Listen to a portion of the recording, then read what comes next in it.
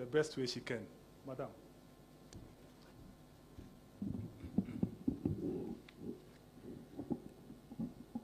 God is good all the time. Mugeni. Akristo tolitani ngogesia mwathani. Murega. Okay, I'm Rosemary Mororia, and Matu is my other name.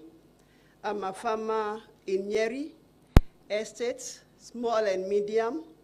I'm the chairperson of the Nyeri Estate Farmers Association.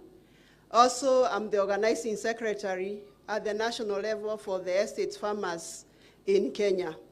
Your Excellency, we are very privileged to be here today. It is for the first time that even the farmers come into such a high office to come and state our case. And we want to be heard. And from what we've heard, it seems like you have our interest at heart. And also, if we give what we feel should be the way forward, then I think we are going to be getting somewhere. And as farmers yesterday, we said, if we don't make it now, it is never. For the last 60 years, coffee has been here with us, independence, but we've been having all these issues in coffee along the value chain. So it's now and then. Thank you. So, Your Excellency, sir, Honorable Rigathi Gachagua, EGH, we take this opportunity to pass our gratitude to His Excellency the President, Dr. William Samoei Ruto, yourself and the government for making the initiative to reform the coffee sector with a special focus on supporting the coffee farmers. We also note, Your Excellency, that this is the first coffee conference to be held in this country since independence. It is also not lost on us that this conference is farmer-centered in the spirit of Kenya Kwanza bottom-up economic transformation agenda. Your Excellency, sir, while significant progress has been achieved on the policy and institutional reforms front in the past, there has been minimal disseminal benefits accruing directly to smallholder coffee farmers. Proceeds from the crop remain low and erratic as ever, fueling widespread frustrations throughout the coffee growing regions, which are about 32, 33 counties in Kenya. Initial hopes of sector recovery have been replaced by despair and anger as farmers wonder why the lofty promises of the sector revival, debt forgiveness, aggressive exports, marketing, drive for the value addition, and related commitments never translate to better pay for their produce years after the promises were made. In the meeting on the 8th of June at the Three Stars Hotel in Meru, over 100 growers, representatives from all coffee growing counties, proposed the following resolutions for your consideration. 1, farmers felt that the new KPCU, the Kenya Planters Cooperative Union, assets, management, and administrations should now be reverted to the coffee growers as was the original intention. So, Your Excellency, we want this KPCU to come back to the farmers, also have the farmers electing their own representatives so that they'll be able to run KPCU as it used to run before. Thank you. Our resolution or proposal number 2 is that coffee growers aggregate coffee in KPCU warehouse, both parchment and clean, for collective marketing and economies of scale. Your Excellency, today, we as farmers, we have come to reclaim our rightful possession, which was taken from us by those guys. Mheshimiwa Barire alisema hapa. Madam, congratulations. She was very open and very straight to the point. one thing we agreed, tulisema kahawa ni ya nani? Kahawa ni ya mkulima. Tunataka tusaidiwe na the government. Tusaidiwe na government, turudi kwa hii biashara yetu. Tuwe kama mama mboga. Tusionekane kama wakulima wa kahawa ni wajinga. Tunalima, watu wengine wana benefit.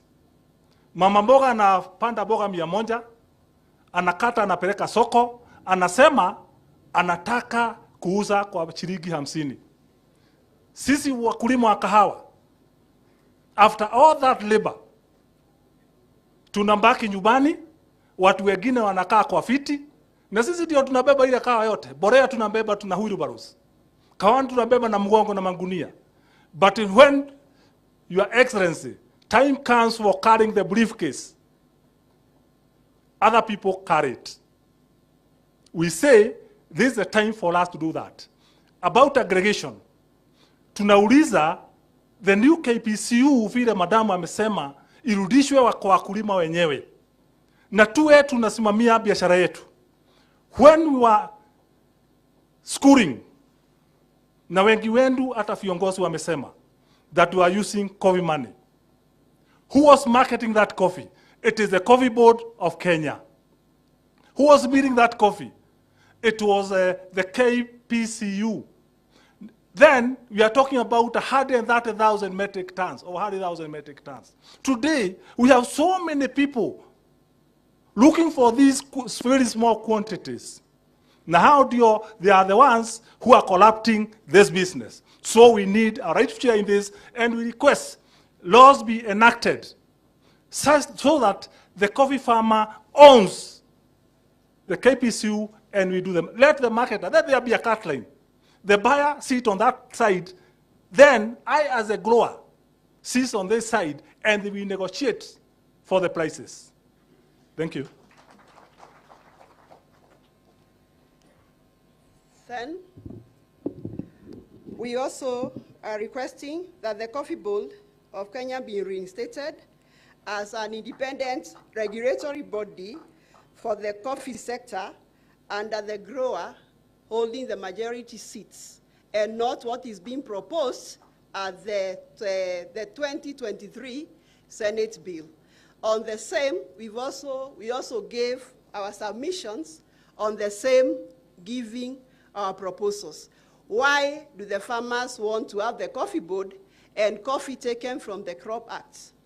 Today, the way coffee is, it is like that woman who was in the Bible, who gave Jesus water at that well.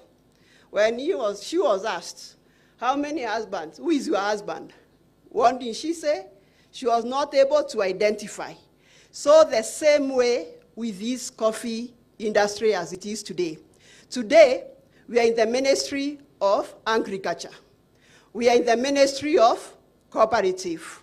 We are in the Ministry of Finance on something called CMA. Come again, now under the county government, we are also in the county governments where this crop has been devolved. Now, cooperatives also, the Ministry of the Cooperatives is with the cooperative societies. When it comes to the estates now run nowhere. And also with the cooperatives. Anyway, all the growers, the coffee farmers, we are running across those 4 or 5 ministries. So we do not know who is our husband. And now our husband, we are proposing to marry, to the Coffee Board of Kenya. Let us have it restated. And also with that, there are regulations which are here with us. We have the Crop Act 2013.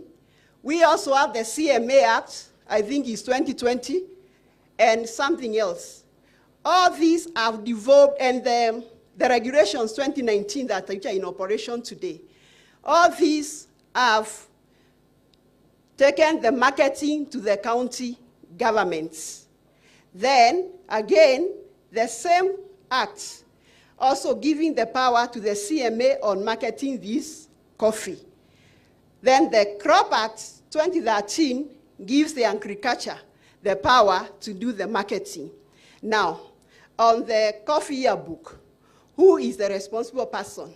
If the 3 different people are the ones who are regulating this coffee as per the 2019 regulations. We cannot have 2 acts of parliament regulating one crop. Thank you.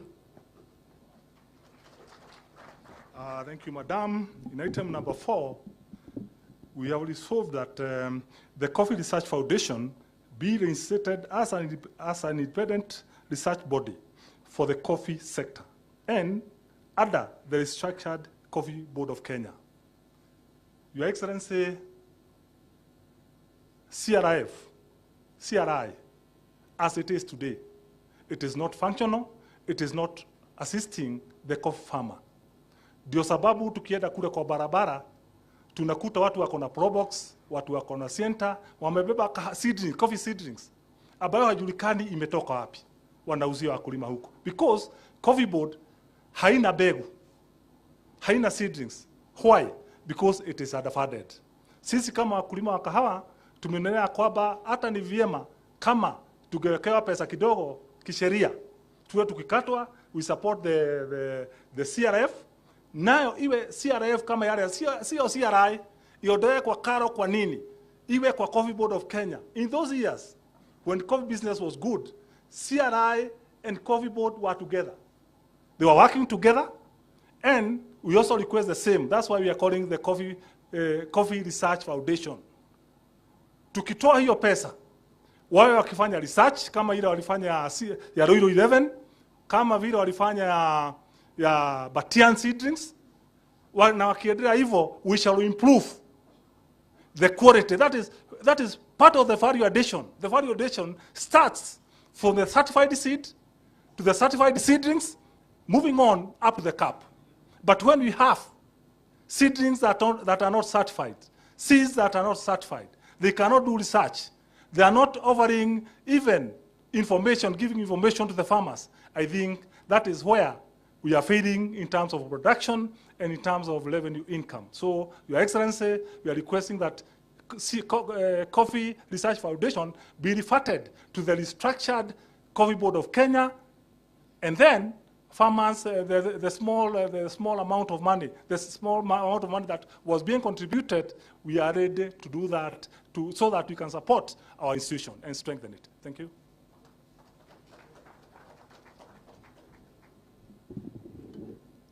Also, on the issue of funding for the CRI and the Coffee Board, the farmers, we are agreeing. There is a fund that we used to contribute. 2% used to go to the Coffee Board for management. I think 1% was to the CRI. Then there's something that used to go under development at the former district. I think it was a district something, the 1%, it was 0.2 and 0.8. We want to support the government on this so that they will help us with the paying on the operation costs for us to fund on the research and the extension services, the human resource, the government to take up that.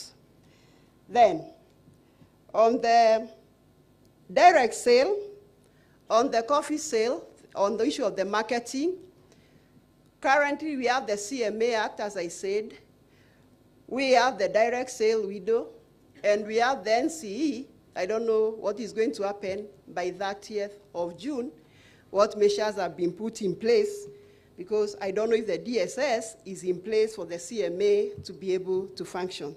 But to us, what we are proposing as the coffee growers in Kenya, we want to have direct sale, the window of the direct sale, and we retain the Nairobi Coffee Exchange. But we want the reconstitution and regulated board of the farmers to be represented at the NCE, and the government cannot be left out of it. So we are requesting, we have the direct sale window and the direct sale but the NCE to be reconstituted afresh. That is the same way now we'll be able to sell our own coffee. What my colleague has said here, when we are talking about aggregating our coffee at the KPCU, all the farmers, we have the warehouses at the KPCU. That is where anybody who wants the Kenyan coffee is going to really be talking to us there. Thank you. Your Excellency, the coffee farmers and coffee readers here are being collected because they don't have money to support their various activities. In that regard, that is why we are proposing that there be an establishment of a specific coffee development fund to support different aspects of the coffee value chain administered by the Coffee Board of Kenya. There are so many funds here and there. So we are requesting that they all be consolidated and they be managed from one source. And that is, we are proposing to have the Coffee Board as the regulator and the administrator of that fund. That fund, Your Excellency, if put in place, can be used to assist the farmers when they need money. And maybe the coffee prices are very low. They can go there, they can borrow a few shillings here and there, take their children back to school, and wait for the coffee prices to improve. That also is it can be referred to as a stabilization fund. So that is our request, and we hope that the government will consider that and add more resources so that the farmers can be assisted, and this corruption can at least come down or come to zero. Thank you. Number 7. So, on the same, coffee farmers, we feel that as much as they're talking about the marketing, which is also the major problem up there, our production and productivity, it is what is largely affected. And from what has been presented during the day, where I talked about in the late 80s, about 130 metric tons of coffee being produced by the Kenyans. That time, we did not have a lot of scientists, people with PhD in coffee, but today, we have so many people, even with PhDs, with degrees in coffee, but my grandfather did not even know how to read or write. But they were able to produce the 130,000 metric tons of coffee. So, what are we saying? Despite having all these, we do not need, as the Kenyan government, even to reestablish new trees, because from the research and statistics, on average, we are producing 1.5 kg per tree of coffee, on average, starting from anybody, the kilos that we are talking about. And here, we are talking about 40,000 metric tons, which keep fluctuating, despite the government having given us the subsidy, there is the commodity fund, and the cherry advance. Why is it that we do not have this production? And what are we talking about if we are able to increase by 5 kilograms per tree? If last year we earned about 20 billion of shillings, Kenya shillings, how much are we going to have? And remember, coffee is paid in dollars. So if we are supported with the coffee fund, without these many bureaucracies being asked for the title deeds, we are saying that we want to bring the youth in coffee. We want to bring somebody in coffee. As I stand here today, my father-in-law holds the title of the land where we grow part of this coffee.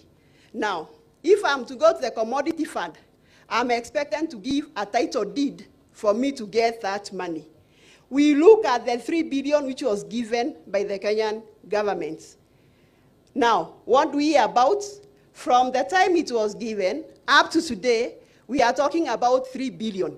Kwani mtoto azaani? Imama na watoto. Where is this 3 billion?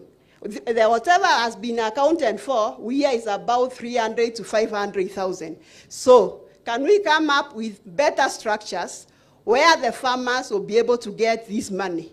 And that is why the marketers have been able to penetrate to come to the farmers, because the ones who are dealing with them, they go to them today, make an application.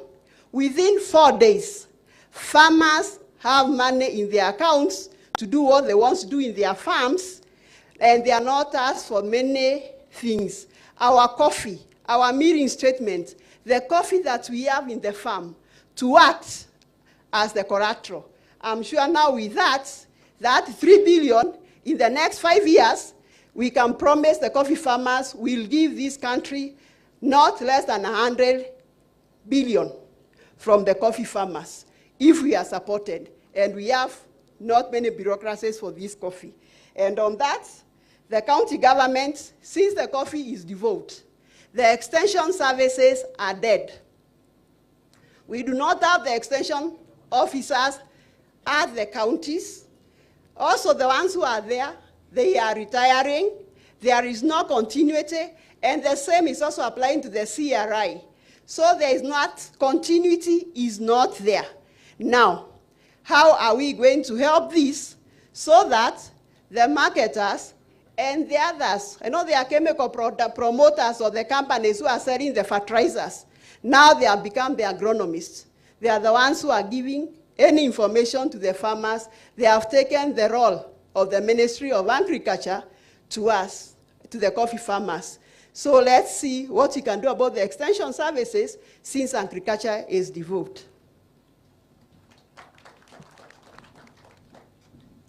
Thank you. The other issue is about the reinstatement of a grower market license to now include selling of coffee internationally, locally, and value addition. A grower should be able to offer their coffee through direct sale, local sale, and auction under the reconstituted NCE. Reconstituted NCE, not the way it is. The license should be issued by the coffee board in a technologically efficient manner. Your Excellency, we feel that coffee is overregulated. Do we really need, we as the growers, do we really need all the licenses to go to the market? We have the maize growers. How many licenses do they require? Is coffee an illegal crop? If it is not, then we don't require all those licenses. That is why we are proposing that the farmer, having a single license, should be able to market his coffee or her coffee both locally, internationally, and even in the value-added coffee. We are excellent that way. We will be able to get more money into the pockets of the farmers. Thank you.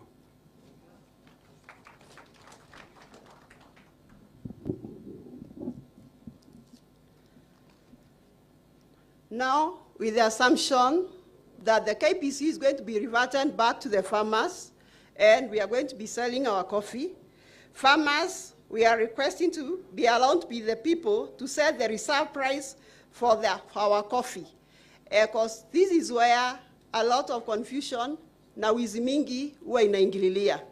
When we have things like reserve price, I don't know who sets the reserve price, because the farmer is not part of that team that is setting the reserve price for their coffee. So how is it arrived at?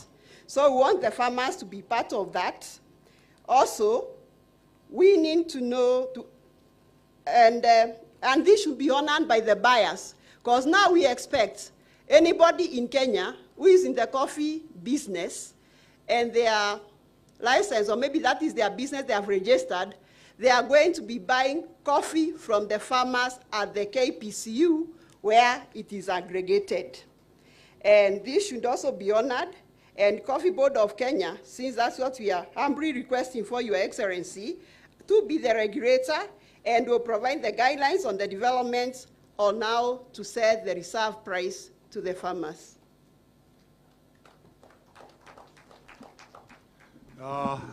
The next one is on establishment in law of a national confederation, as an institution to articulate coffee growers' interests in the country. The example, a grower is a seller, cooperatives is either a seller, is either a cooperative, in the country, into brackets, a grower is either a cooperative society or an estate. Your Excellency, after we leave this forum, who will follow up on behalf of the coffee farmers? That's why we are talking about a national federation for coffee growers. As we sit here today, every Tom, Dick, and Harry in this country wakes up in the morning, goes to the various offices in Nairobi. We are seated back there in Nyeri, in Kipkerion, and Uko Barigo. We don't know what is happening in Nairobi. They register their own lobbies for their own interests. For example, as we are talking here, as we are seated here today, we have the Kenya cooperative, we have the Kenya Coffee KCPA. We have the KCPA as a lobby group for coffee farmers. We have the NACHU representing the 16 unions. And in this country, we have about 3 county coffee growing, three coffee growing counties in this country. There are only 16. We have another one for the estates, the 3 of them. Tunataka kusema, tungetaka kuanza leo. Like waziri wa kilimo alisema, all the licenses shall be registered.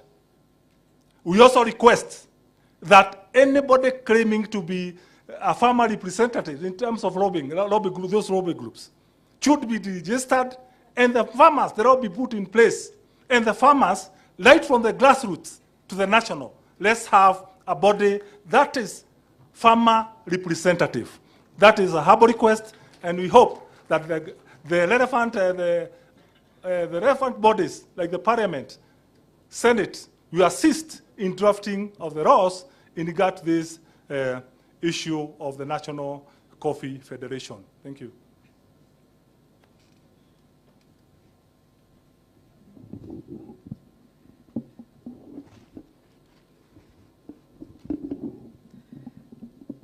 Your Excellency, also, as we bring up the issue of the federations, we also ask the parliaments and the Senate to consolidate and harmonize all these laws and the regulations governing the coffee industry to reduce uncertainty, multiple and conflicting regulations to stabilize the coffee industry for the benefit of the growers.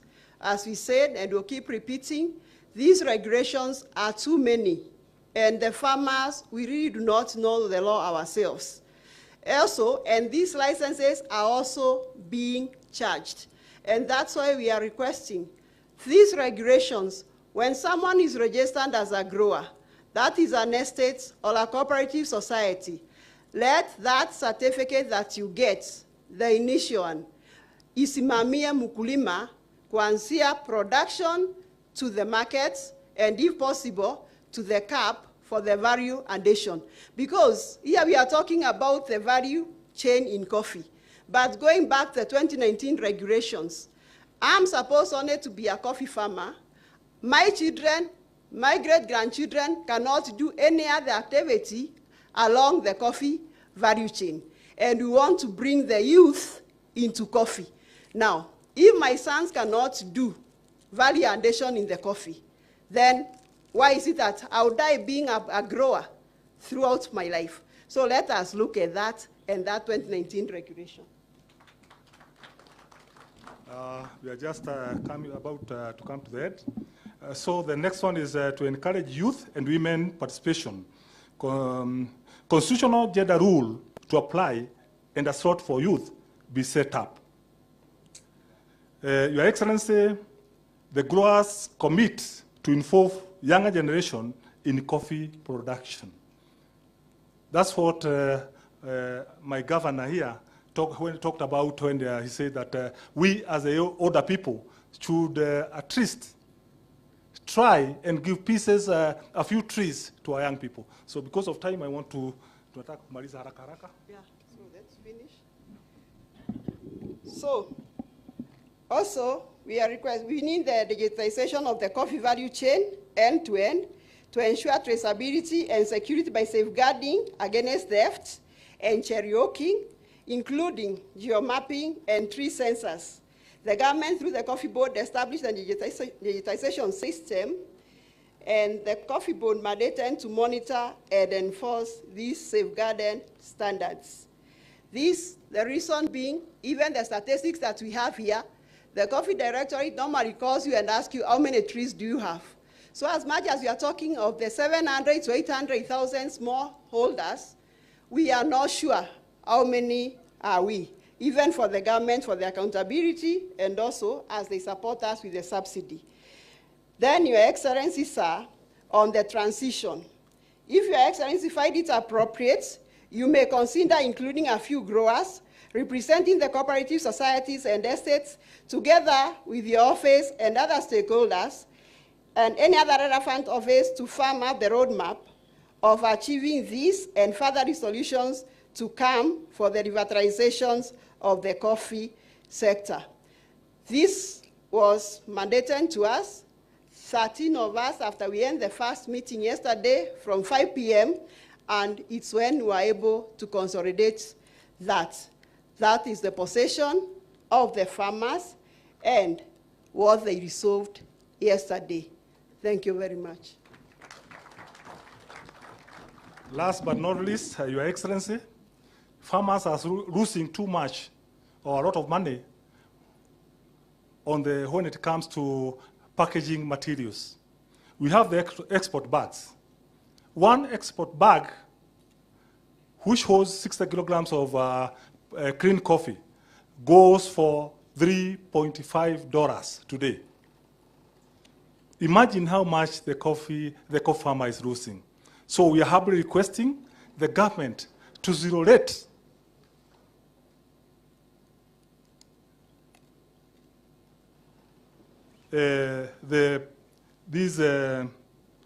hii mambo ya magunia, so that at least those about $3 or $2, when it goes to the farmer, that is about, we are losing about over 400 shillings per one bag, and we believe that the farmer will actually benefit. Having said that, Your Excellency,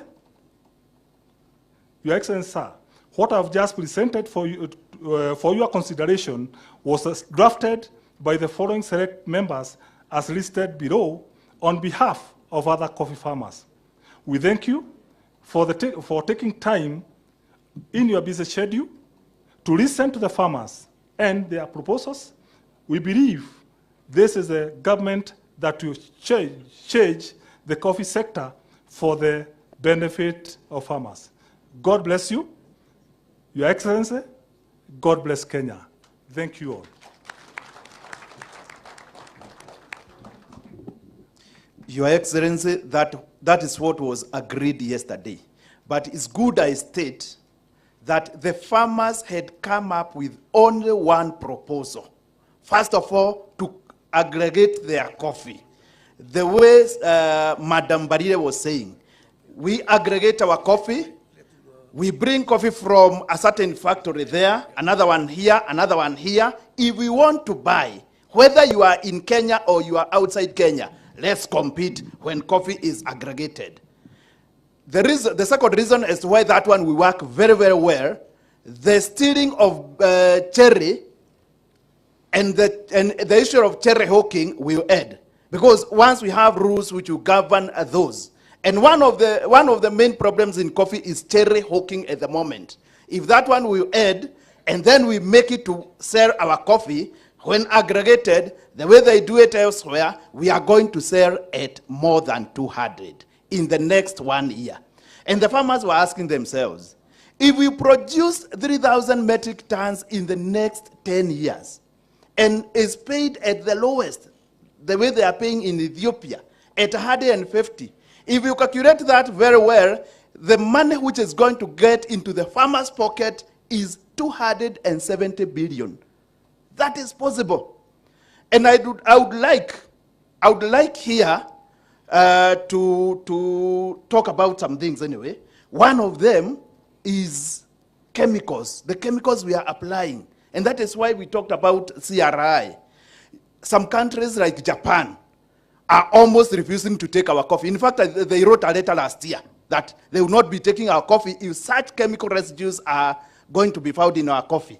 So we must streamline this sector. I think we are done. And if you have any question as to why that aggregation of coffee cannot work, ask the farmers now. Let those two farmers get back there. The three of you, you sit there, put your microphone. Good, good. Then we interrogate the two farmers. Warudi hapo. Kujeni. Patia microphone hapo.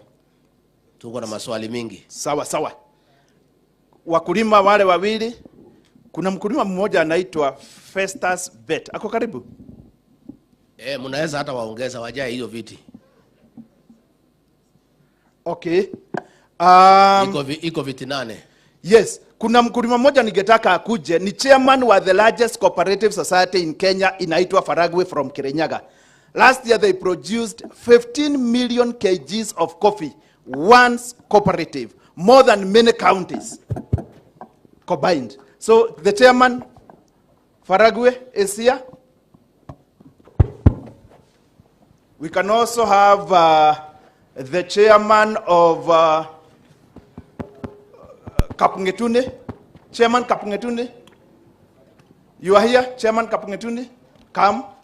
And finally, let's have Chairman Daruine Coffee Farmers. The reason being, it's the only coffee factory in Kenya which has been paying more than 100 bob for the last 9 years. So they deserve that. And okay, before we start, I would like to state this. The highest we have seen so far, especially in Mount Kenya this year, was 102 shillings per kg. And I don't know whether there is any other factory which has exceeded that. Chairman, no. Meru, yes. Meru, we can have one of the best farmers we have, Kadedo or Mukarimu, or both. And somebody also from Embu? Yes. Kadedo and Mukarimu Kujeni. Yes. Kadedo and Mukarimu, these are good farmers. They are producing 200,000 and above each. This one from Meru. Good. The farmers are here. Participants, these are the most important people for this conference. All the things we are discussing is about these people. So I think we give them a bit of time. Let us interrogate the proposals that they have given us. Let us ask them questions, and let us be satisfied that they know what they are saying and why we need to support them, so that as we look at all the proposals, we'll be able to consider with a lot of understanding what they are presented.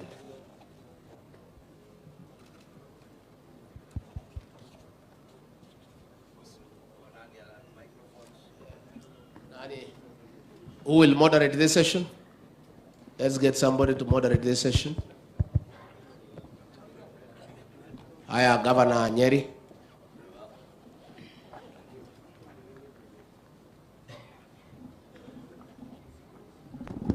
Thank you very much. I hope we have mobile microphones. If they are not enough, we can take a few here and take them across there. Do we have any there?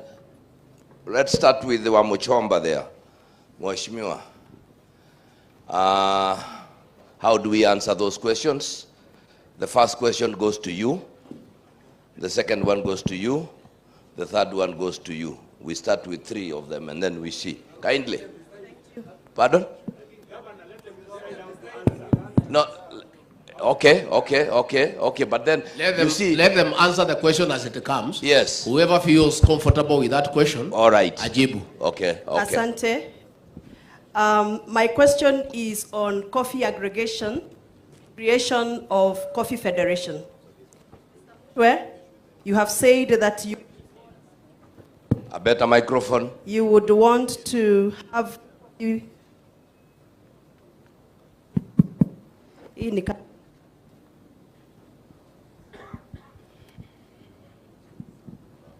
Mr. Mushwa, you said you would recommend that we aggregate coffee and buyers can buy coffee from the aggregated loot, which is a very good idea.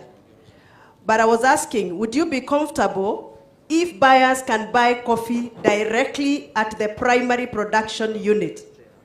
If buyers can buy coffee directly from the factory level, so that the factories that are producing good coffee grades can benefit from their efforts. Because aggregation, sometimes you mix coffee that is from a good grade and bad grade.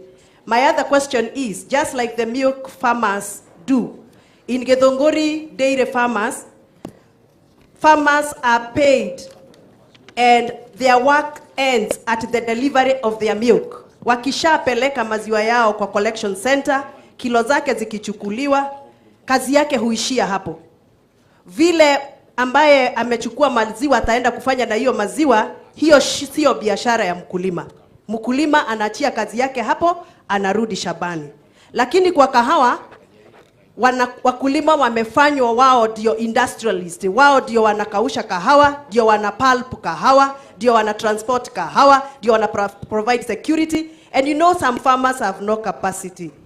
Would you be comfortable as farmers if we recommended that mkulima wa kahawa awe analipwa na kazi yake iishie akipeleka kahawa yake kwa pulping station? Aache kugojea 9 months kahawa yake iuzwe ndio alipwe. Awe analipwa every month kama mkulima wa maziwa. Asante. Asante sana mheshimiwa. You have taken Let me first of all answer Madam Wambushoba, and let me say that Madam Wambushoba was the one who employed me in Inoro FM when I was a teacher. So I am always grateful to her. Madam, what you have said is what we are saying. When coffee is aggregated, it is not going to be aggregated or put for 2 factories together, no. For example, in Githunguri there is a good factory coming up known as Gathiroine. Kahawa ya Gathiroine itawekwa hapa. After it, na kahawa si uga. So we are going to have some liquorers, Q graders, the highest we have. Akichukua hiyo kahawa, after tasting that coffee and giving it profile. If you want to buy it and you are in China, unanunua ya Gathiroine. We are not going to mix Gathiroine and Gatunganga in Nyeri. No. So it's the same thing, it is direct. Your second question, the FAD. I think we can have the FAD and the government can give us that FAD and it's not going to go at a loss. Because once we sell, we refund. So we can have this FAD in Aitwaje ilikuja juzi.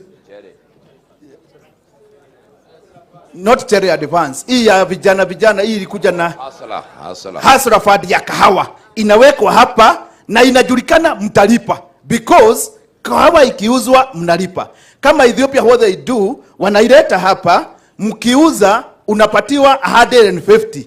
Then hiyo kahawa ikiuzwa sababu itauzwa more than 150, unarudishiwa hiyo ingine itabaki. Is there any problem with that? Next. I can't see who is there. Okay, give him a microphone. She had asked another question. I think there were 2 only. There is the issue of the federation. Yes. Ah, okay, you have answered. Okay, right. Just a minute. Thank you. Mheshimiwa ameuliza mambo ya formation of a federation. We are coffee growers are scattered all over the 3 coffee growing countries. We need somebody to make a follow-up of whatever is happening in the various offices in terms of market or any other activity. For that reason, that is why we are saying we need a federation elected by the people, the growers, to represent them. We are not the first ones, and other countries have it. Other, like for example, we have the teachers. They have the Kenya National Union of Teachers. We have the doctors. They have their own federation.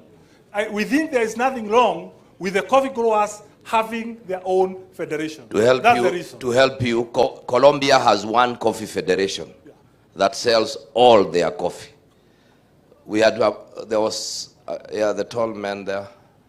Kindly introduce yourself and ask the question. Thank you very much. My name is John Mutunga, the Member of Parliament for Tigani and Chair of Agriculture and Livestock Committee. two issues to the farmers. First of all, the federation issue. How would you best sustain the federation?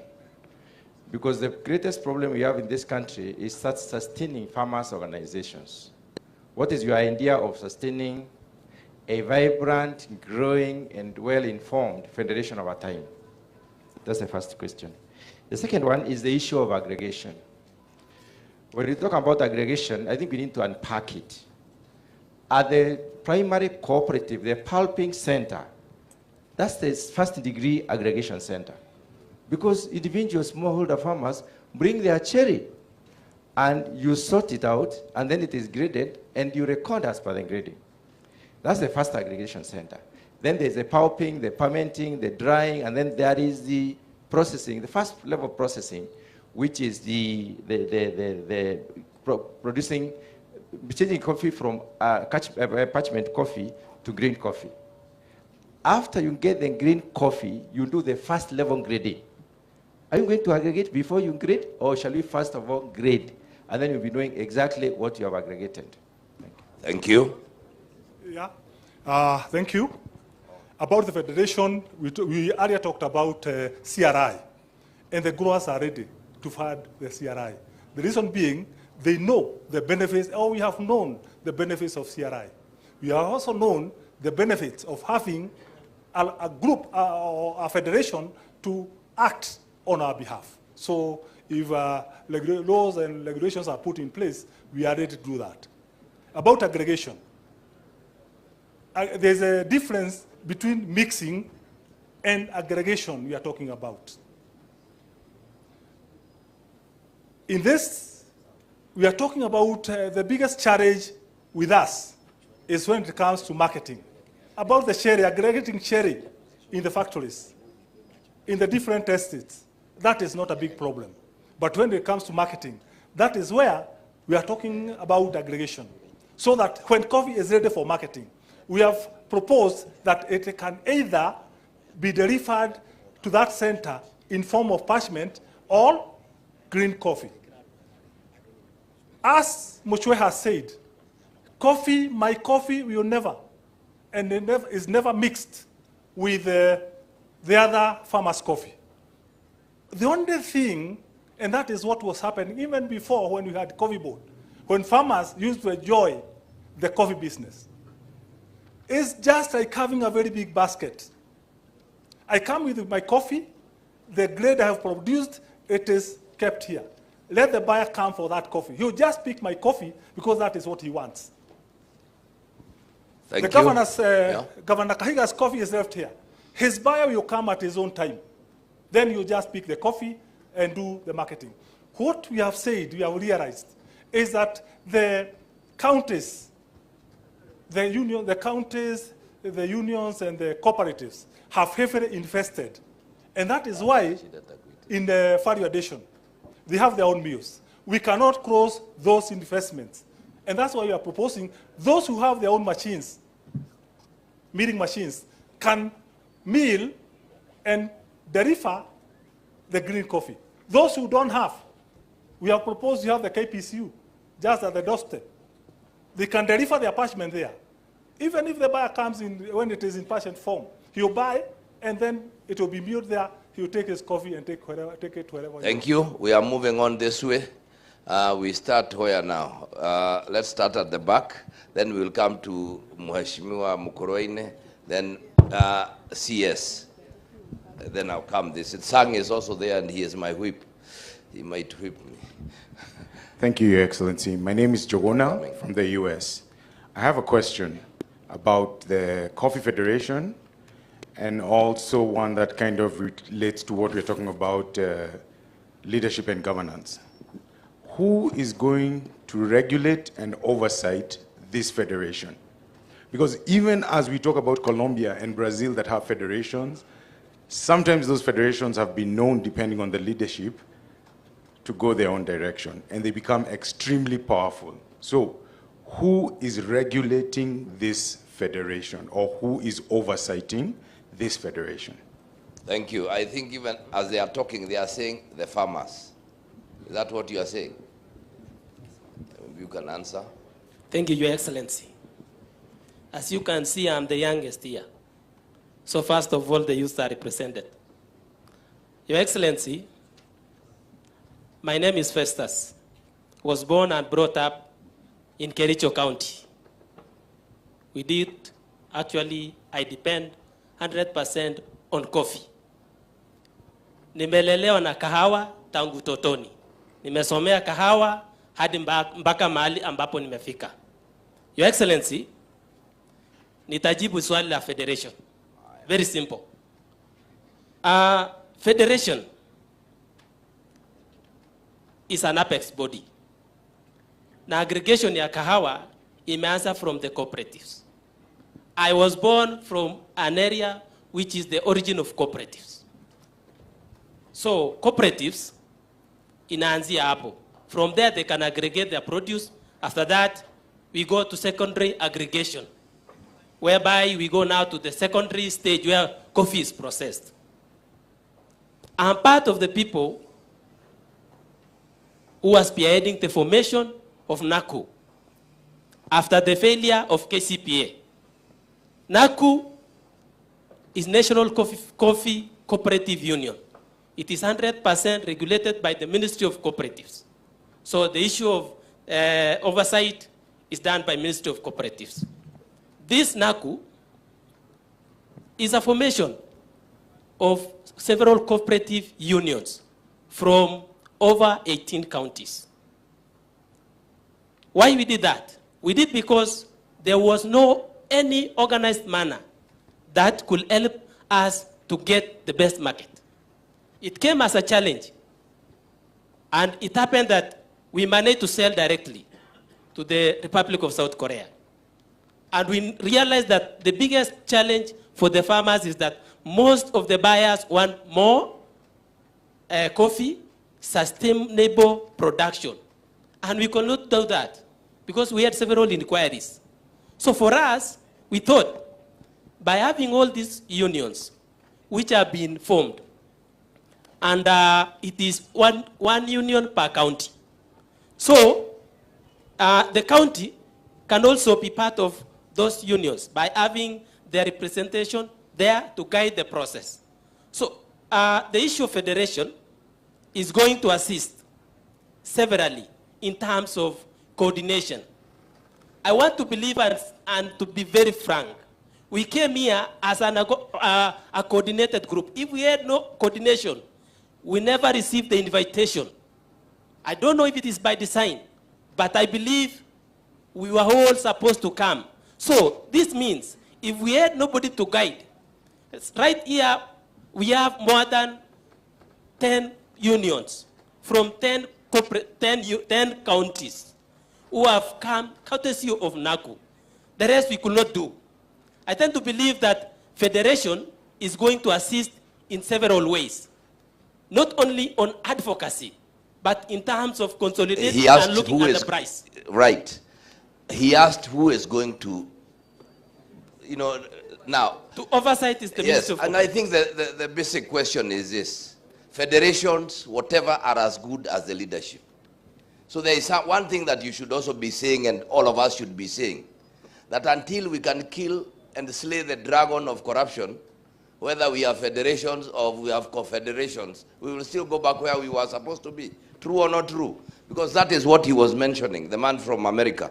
He said, even when we talk about the Colombian model, where they sit even in the New York Coffee Exchange, if they have bad leadership, the entire thing goes badly. So for us here, and even for us, whichever way model we'll come up with to create a federation, we must also talk about integrity. True? Sure. Now we have Mheshimiwa wa kutoka Mukurweini, and then CS Moses.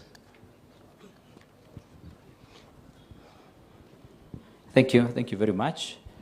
Jitayarisheni. Yeah, so the farmers, we appreciate your remarks, your comments, and your contribution. And indeed, we've been very keen on what you're saying. I would like, however, to ask you a question. You have clearly indicated that you would want us to have the Coffee Board of Kenya reinstated and fully taking care of the coffee business from the beginning to the end. And I've seen you like you're also looking at also even the issue of funding to still be anchored under the same board, issues of legislation and such. Don't you think by so doing, we are going to create another AFA? So far, we know that AFA has given us a bit of trouble because it's the same people who control the whole value chain. Don't you think we still need to retain the separation of duties amongst our different bodies? Again, the other issue that you may want to also comment on has to do with what the Governor Kahiga has said, the issue of governance at the factory level. Because as much as now we are sorting out the issues at the higher level and the governance level at the higher level, how about the issue of governance at the factory level, where in fact many farmers still feel that they have a challenge? Why, for example, don't you have every factory planting its own coffee trees and coffee bushes and using it as a demonstration to the farmers, and using the products that you are getting from there to lower the costs of the factory so that they don't still have to come to the farmers for the overheads? And I still want to appreciate that we also have one gentleman from Nyeri who has been running the coffee shops in Nyeri, the Kilele coffee shops. I think he's also here. And maybe you should also be telling us more about how he's been able to run the coffee shops. The Starbucks of America is doing it in Nyeri. I'm sure, Governor Kahiga, you must have enjoyed a cup of coffee from Kilele Coffee. Sure. And that also maybe as farmers is something that we can look at. We are farming our coffee, we are producing it, we add value, and we also sell it in all our shopping centers and all our hotels and restaurants. Thank you. Who is speaking that? Yeah, just. Thank you.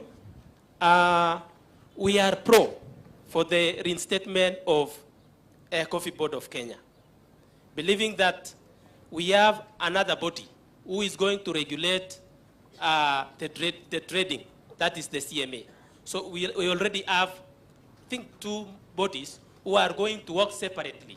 The problem started when AFA was formed. So Coffee Board lost its mandate, and I think and will believe that most of the crops could not have a clear guideline on how they are supposed to operate. So we believe that having Coffee Board, but having the representation of the farmers, that one will be key. Thank you. Thank you. Somebody wants to governing issues. He asked about the yeah. governing issues. Mheshimiwa, governance issues are very pertinent. It's quite important when we are discussing about COVID matters. But I believe in this country we have enough laws. What we are lacking is the goodwill to implement. We have the Coffee Act. It has said very clearly what should be done to such and such a person when he does the negative or the otherwise. So to me, regulations are there. Implementation is the one that is lacking. So we are ready to face the consequences as cooperative leaders or any other leader. Thank you. Thank you very much. I think what Mheshimiwa has just alluded is about the integrity, where we are the leadership, we are the leaders in the cooperative societies. We are, some of us have 2 trees, but we are paid for 2,000 kilos. That is what he's talking about, integrity. Waziri Moses, I'm coming, nakuja hivi, nakuja. Oh, you don't know, I see. We are coming back. Let's first finish round 1, alafu turudi. Thank you, Governor. I think this issue of governance and the structure that the farmers are suggesting, as you come out and realize, tunaenda tunarudi hapo. So there's some clarity that is not there, which you need to help us.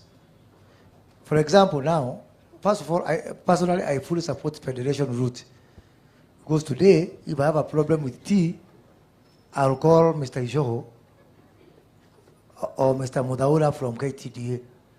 And I know I can use their structure to know even that farmer down there in a place called Makomboki is thinking about. So today, without this federation, even if somebody wants to help you from a national level, we feel we are lost. So I support federation issue, but the question that's coming up, will federation lead to better management? Ama ni kazi tu tunapea watu wachache? I was just whispering to the member for Mukoroini. Kuna jamaa fulani hapo anaitwa Wanguku. Sio kama mnamjua. Anaitwa Noah Aguko. Now that guy is more successful than the cooperative of that area. So even if you have your federation there, that guy with that coffee called Bradgate will be performing better than that federation. Then the question is the federation helping? Two, why do you think having coffee board is a solution? What about if coffee board becomes another AFA? Why can't you work with us to reform the AFA? It's like the AFA is beyond salvage. We are a government and we are here to listen. We have come here a whole 3 days. So we listen to you. So remove from your mind this notion that the reason you want to have central bank is because you don't have AFA. Now, Deputy President is here. Minister for Agriculture is here. Now, how high else did you want in terms of how we can resolve this issue? And I think even the AFA leadership is here, the chairman and the CEO. So please remove from your mind. I know for those of us from the 70s and 80s, it is nostalgic to talk about CBK. But let us look beyond nostalgia. What is it? And on that issue also, now the KPCU, you've talked about KPCU. So you have got federation on one side, KPCU on another, and now you are coffee board or AFA, whatever it is. How are they going to relate? Who is going to operate KPCU? Can we devolve KPCU to the counties, for example? Or how do you see this happening? I have also heard you talk about packaging, and it is interesting. Maybe I will need to check with you guys, because in the finance bill, we have removed the VAT for packaging of tea. Maybe it's a small oversight to leave coffee out, but the majority leader is here. He can just send one WhatsApp message, na muko sorted katika hiyo maneno. So maybe we need to look at that. Maybe it was a small oversight ya watu ya majani chai, because walifika kwa mkubwa. Sasa na nyinyi mmefika hapa, tuko hapa viongozi. Maybe something we can sort out here and now, so that even when we are fighting for finance bill, si mjue kwa nini mnaipigania. Mjue mko hapo ndani, mambo yenu iko hapo ndani. So Honorable Kimani Ichung'wah, pengine hapa hii ndio support ya finance bill iko hapa. So, wakulima wa kahawa ukiwawekea hiyo packaging utoe, tutakuwa sawa. Then finally on DSS, direct settlement.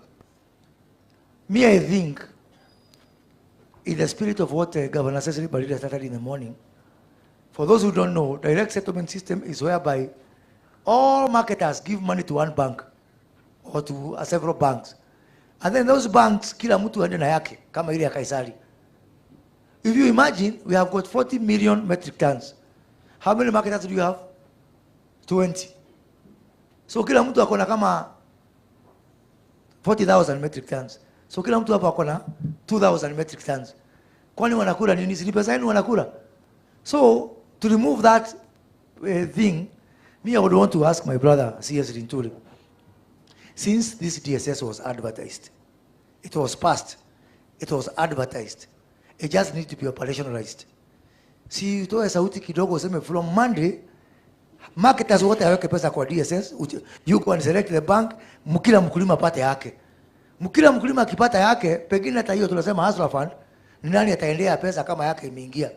But I think this DSS thing is a very important tool, and it's a very immediate tool we can be able to use. At least mkulima aanze kuchagamka kidogo. We don't need to pass legislation because it's already passed. We don't need to do anything. Tender was done by the Minister of Agriculture. CS Rinturi just need to go back to the office, dust the files, appoint a bank. Then the bank from next week, mtu akikosa pesa, asiulize marketer, anauliza bank. I don't know if you would support that. Thank you. Thank you. Let them answer. Okay. I will try to respond to some of them. And I want, first of all, to correct you, Bwana CS. This morning you said we can roast our coffee and sell, value add. There is no country in the world that has succeeded in that. Ethiopia tried. They have one core, that is, they have one core, a company trying to roast in order to export. They failed. They have never exported. So if we have to value add, that is unknown. By the way, if you roast our coffee and value add, is that customer looking for medium roast, dark roast, or what? So the easiest way, coffee beans are always sold in green beans. And I would like anybody doubting that to tell me any part that has succeeded. But it is very easy for us to roast that coffee and sell it here. But once again, why sell it here? Like what CS Cherugui said, Ethiopia produced 760,000 metric tons of coffee last year, and they sold 320,000 metric tons. So more than 50% was consumed in Ethiopia.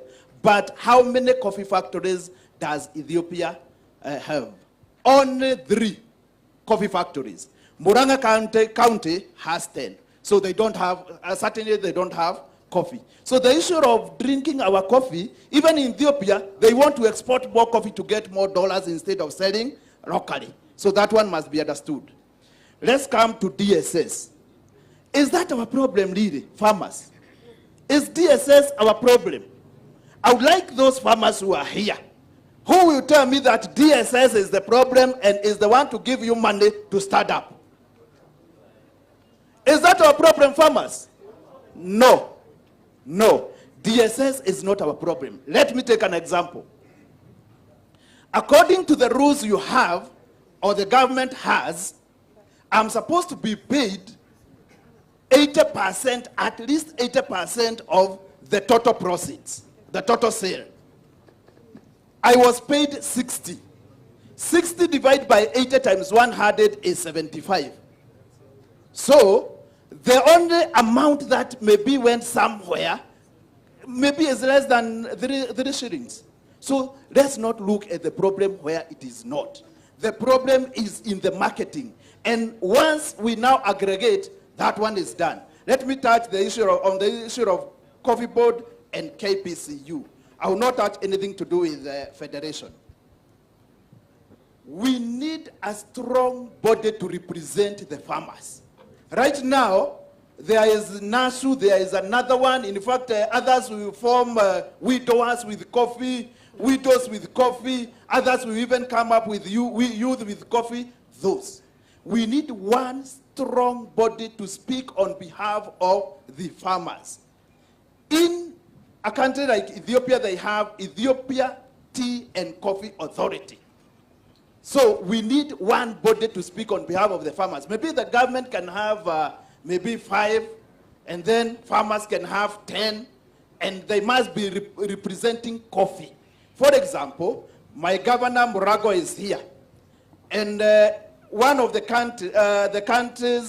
counties leading in coffee production is Kirinyaga. So if Kirinyaga is doing 16%, and Kiabu is doing 20%, Nyeri is doing around 13%, so 13% of the representatives must come from those areas, because we are representing coffee. So once we have that body, that is the one now to man anything from top to bottom. KPCU. KPCU will just be there as an agency. KPCU will just be there as an agency, but not really as a marketer. I don't know, those who are here to make the rules will tell us more. But the agency is, they bring your coffee here as a factory from Gatodo. Let's say Gatodo, because that is where Moses Kuria comes from. Once the buyer register interest in your coffee, the agency will tell you there is this buyer from China who want to buy your coffee. Do you want to sell? Yes. How much? There is that set price. So if you sell that coffee, everybody in your cooperative will know we have sold at this much. So any other kind of calculation done within there, it is very open. We have sold at $10 per kg. So if you pay me at 130 or 120 or anything, where has the other money gone? So where does the DSS come from? I think the others can continue. And maybe don't repeat the question. If it has been answered, answer a different one. Okay, I'll answer a different one. Yeah. For the CS Courier, it's talked about the DSS. But during our presentations, we said we need to have the 2 windows or the 3. If somebody wants to sell the coffee through the CMA, they be paying through the DSS, that is well and good. Allow the farmers to have the options or the alternatives. Let us maintain the direct sale and then see. Sorry? No, I'm not in the market of the marketer, and I'm a farmer. Why? You cannot judge me, I'm a farmer, you cannot doubt me as a farmer, whereby we need to maintain the NCE. Look at the gradings of the coffee. We cannot afford to sell all the coffee through the direct sale, and we've sold coffee. I'm not a cartel, you can use the words, I'm a farmer, and I've never been a cartel. I work with what I have. And that is my feeling. Why is it that we have to go the way you want us to go? You asked us for the opinion, and that's the opinion that I'm giving. Number 2, on the same bill of parliament, you've talked about 10% going to the societies and the factories for running of the management.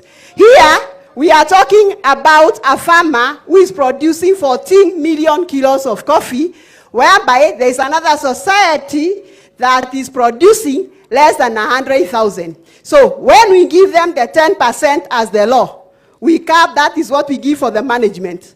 And we giving and opening the window for the misappropriations. Why can't it be individualized for the societies to come up with how much they are going to use from the farmers' proceeds? Because 10% of the factories with 14 million, what is that money to run the facility? So it's the same way. You know, that's a feeling, and also we have that feeling of us. Then on the aggregating of the coffee, it's just the same way that we take the coffee to be somewhere. Then we wait for to look for the market. Because when you tell me that I have a direct contact with the buyer, where is the roadmap? How many of us are able to do and get these marketers or the buyers of this coffee to come directly to buy the coffee at the farms? And that's when we thought as farmers and felt that if we put this coffee together to aggregate is not to bulk the coffee. Then, when the coffee is at the same place, anybody can come and buy the coffee there. So that makes me a cartel. Well, thank you. No, I want to defend you. I want to defend you. It was so clear. I listened to Cecily Balide. At no point does the farmer become those other things. But the marketer can become whatever, but for the farmer, wacha tukalie pale. Let's allow the Sabina, and then we sang as we move. Tunakuja. So, thank you very much, the moderator. And allow me first to congratulate these farmers who are here. Well, majority of the farmers gave up on coffee. They went to real estate. You stood the test of the day, and you are still doing coffee farming. Maybe Your Excellency would have had more time to actually hear from each and every farmer, because I can see only a few are taking the microphone. And we have several of them I hear from, I don't know, Kirinyaga, where they are doing very well in the sales, and they can share with us, because not all of us are farmers, to hear your success stories and what has enabled you to reach where you are, and how we, maybe as the lawmakers, can be able to help you achieve more.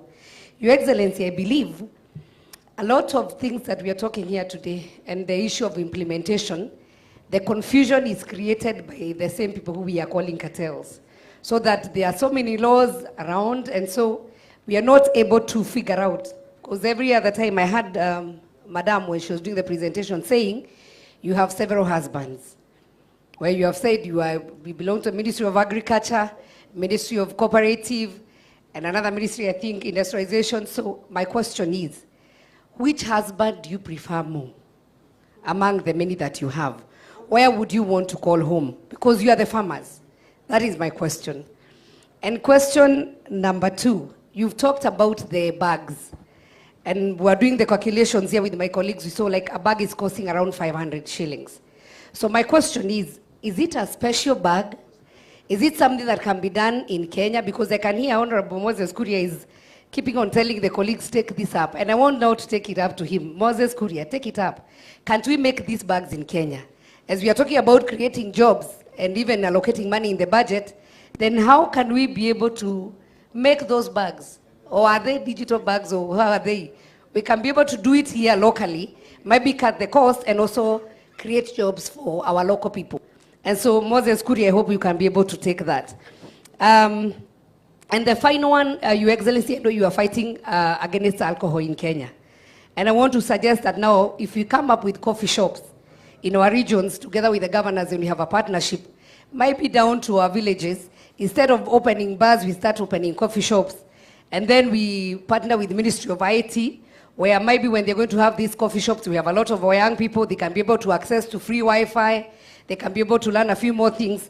We may be able to promote, 1, consumption of coffee locally.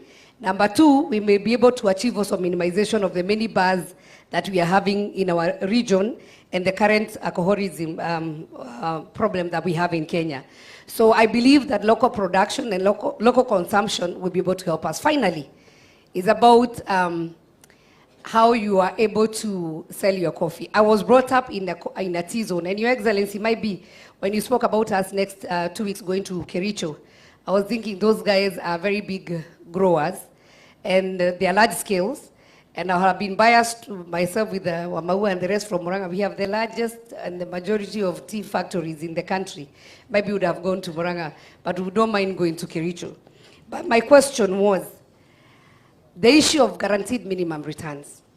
I have not heard you as farmers talk much about the coffee theft, what has been happening, and the security.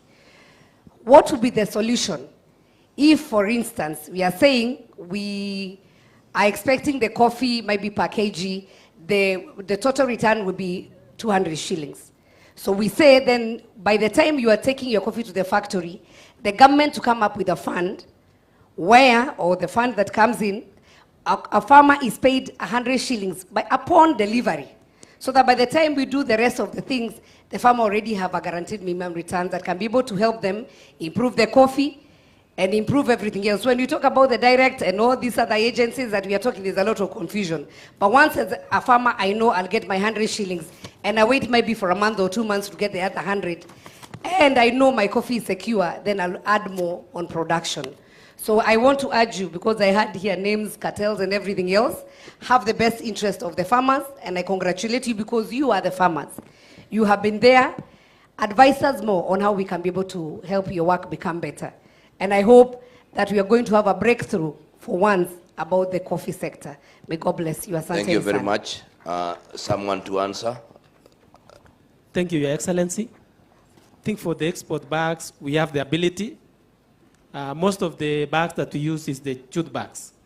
And I understand that some parts of our country do grow sisal, and that one is going to, if we have locally produced packaging material, it is going to assist us in terms of getting actually on saving on cost.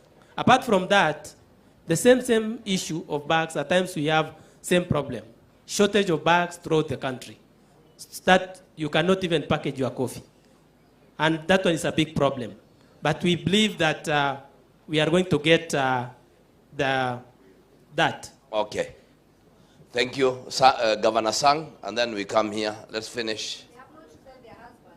Yeah, they will tell us about that. That will be the last question as they consult, because someone may stand and we will need them to consult and tell us who is the best husband. And maybe before we answer that one, yes, I want to request indulgence that we be tolerant to divergent views and opinions. Yes.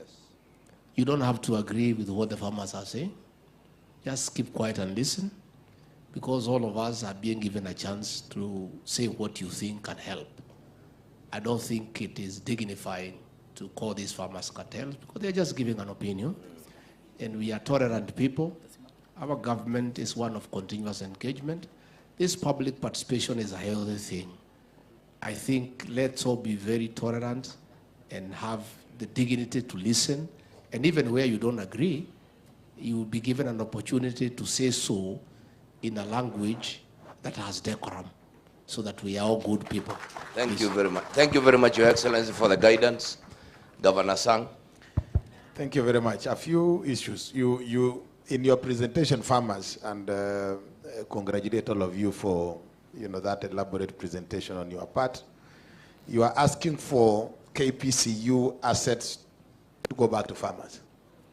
There is another danger. Have you considered the liabilities of KPCU? Because you can't just choose what to take. If the organization has its fair share of liabilities that could actually consume even the value of the assets, I think that is something that you want to think through. Secondly, and maybe this is more also to ourselves as, particularly the legislators, there is a huge outcry by farmers and sectors that they want to go back to. And if you had every presentation this morning, it was like, we want to take coffee to where it used to be. The same thing will happen with the tea. We want to go to where we were. The same thing has been happening with sugarcane. We want to go to where we were. But what got us to where we are right now is that we broke some of the institutions that farmers are asking right now in the three sectors, were institutions that we actually collapsed ourselves and created something called AFA, or is it AFA? So it seems that we may not have thought it wise or thought it well for us to break these, all these institutions into one organization. And I see the point by farmers that assuming the cartels are very strong in the agriculture sector, they could sit the entire AFA and all the farmers in sugarcane, in tea would suffer. So I think I personally want to say that this aspect of Coffee Board of Kenya being reinstated is a good thing. It's something we are pushing in tea, it is something we are pushing in sugarcane, and therefore that is a fair point by the farmers. We only want to, I would have wanted to hear very strongly, when Says spoke, you would forgive her for thinking that she is, a farmer and not a governor. When you came in as farmers, you didn't speak very strongly about these cartels. Sometimes, and see, this is sometimes we are getting a lot of feedback also, saying that a little bit of that comment seems to be a comment that would sit well with some of those cartels. We are not saying that you are, but some of the comments we are getting from the farmers' representative, and I got worried a little bit when I had selected farmers, select. So the question is, who did the selection? Because we could be receiving a point that does not reflect the entire view of farmers, but actually a team of farmers that is fairly elite. So can you make us comfortable that what you are telling us is exactly the view of the farmers? I do a lot of, Nandi County is growing in terms of coffee. In fact, it's very speaking up right now. I haven't seen any of my farmers here. My question is, the selection process of the farmers to come here, how did my farmers fail to be part of this engagement? And therefore, I am at constraint to believe that what you are telling us is exactly what would represent my farmers in Nandi and many other areas. So when we raise some of these things, allow us, listen to us, because I think also we are getting feedback. Share the mics. Share the mics. We are getting feedback from our representatives, and it would also make more sense if you can also spread so that we do not have 3, 4. Can we also hear the others? I see wonderful people here.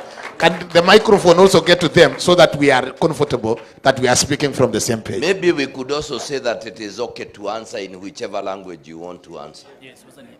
Because when you farm, you don't farm in English. Kindly. All protocol observed, good afternoon. God is good all the time. Our president and our deputy president wametufunza mambo ya kanisa, si ni kweli?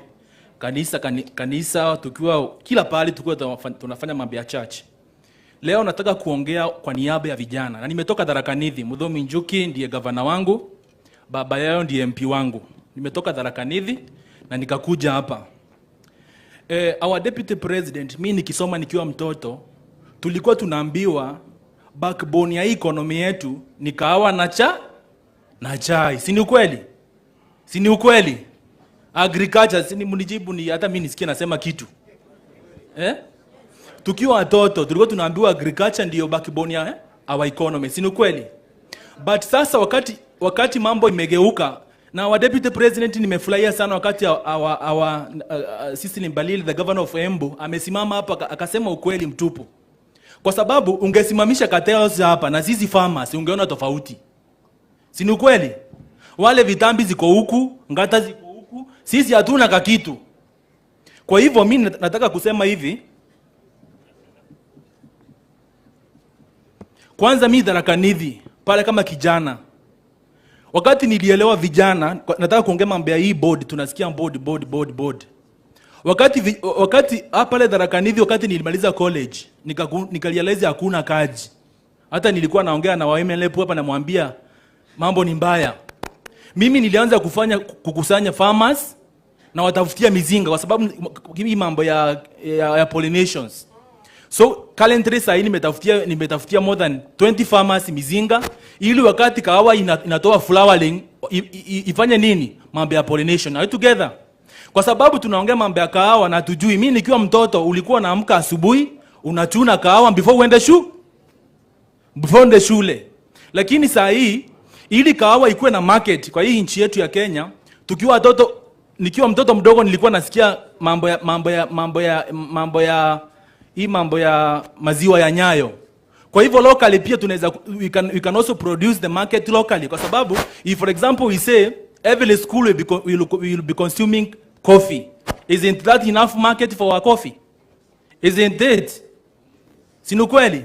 So ni ile kitu tunahitaji katika nchi yetu ya Kenya ni kuambiana ukweli.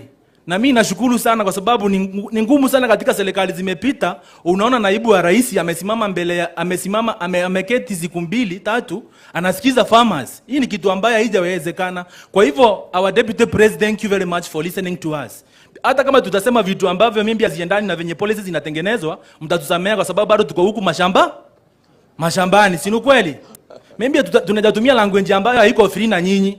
Kwa sababu nyinyi mnatumia policy making language. Si tunatumia mambo ya kahawa, mambo ya majani huko kwa shamba. Na maybe that may be the difference why maybe sometimes you may see as if there is a difference between us and you there, because the language maybe you are using is maybe different from what you are using. But sisi tuna represent the ground iko hivyo. Our deputy Hebu niulize swali. Wale watu walizungumza hapa walizungumza juu ya, did they speak on your behalf? Wale walitusomea vitu hapa, did they speak on your behalf? Wale waliongea hapa ni wale ambao walituwakilisha. So did they speak on your behalf? Waliongea on our behalf. Na media, now that you are guided, I want you to respond to what Governor Sang has said. Si uliandika? So that you, because now you una introduce vitu mpya. Hapana. No, wacha nijibu, nimeandika. In fact nimeandika kwa smartphone. Kwa hivyo nawakilisha vijana. Ndio hivyo. Nawakilisha vijana. Just guidance kidogo Wewe unajua ni digital. Mimi sijaandika kwa karatasi. Haya, andika, very good. Nimeandika hapa. Kwa hivyo our governor of Nandi ameuliza mambo na coffee board. Akaona kulingana na yeye coffee board itasaidia mkulima apate mapato mfuko. Si ni ukweli? So mimi nataka kukujibu nikwambie hivi governor, coffee board ikisaidiwa na goodwill ya serikali ambayo tumeiona farmers watapata kitu mfukoni. Kwa hivyo sisi kama farmer pia tunaunga mkono coffee board iendeshe shughuli zote za kahawa ili mwananchi, kwa sababu the denominator in whatever you are doing, a farmer should be having something on the pocket. Na farmer akiwa na something on the pocket, hata hii mambo ya tunasema mambo ya financial bill haitakuwa na issue, kwa sababu kila mtu atakuwa na uwezo wa wa kununua. Otherwise, thank you very much. Na Governor Muthomi, thank you very much for having sana. us. There was another question to respond to. Yes. Let me respond to Governor Sang. Thank you. About not mentioning cartels. Governor Sang, we gave the solution. We gave the solution. If we aggregate our coffee here, and every factory has its coffee, and the buyer is on the other side, whether it's from China or America, where is the cartel coming in? Where? So we gave the solution. Aggregate the coffee, final. Maybe just, can you give this one to stand? Mwalimu, simama hapo. Tell them, unauza kahawa yako pesa ngapi, na unatumia cartel gani, na pesa inaingiaje. He is among the chairmen who are getting the best. So wacha atuambie hiyo cartel yake ni gani. Okay, thank you, Your Excellency. Nikisimama hapa, acha niguse kidogo kabla nifike hapo juu ya governance. Nikisimama hapa, mimi nasikia uchungu kwa sababu mnatuita cartel. Sisi wakulima. Na vile nafanya bidii nione mkulima wangu ameenda juu. Kwa hivyo tuwezi sema there are some leadership in factories or societies who are not doing what is supposed to be done. But my big question is, who is to blame? All cooperative societies are under supervision of Department of Cooperative. The bad thing is, how cooperative officers, they are always there. Lakini siku ile society itaguka, ndio wakati wana kuja. Who has failed? For sure. It is the government itself. So I think from now you should not be blaming the organization, blame the Department of Cooperative. For sure. Okay. Daroine, I'm the chairman. Now, I think I'm the only factory I've managed to pay 100 shillings and above for 9 consecutive years.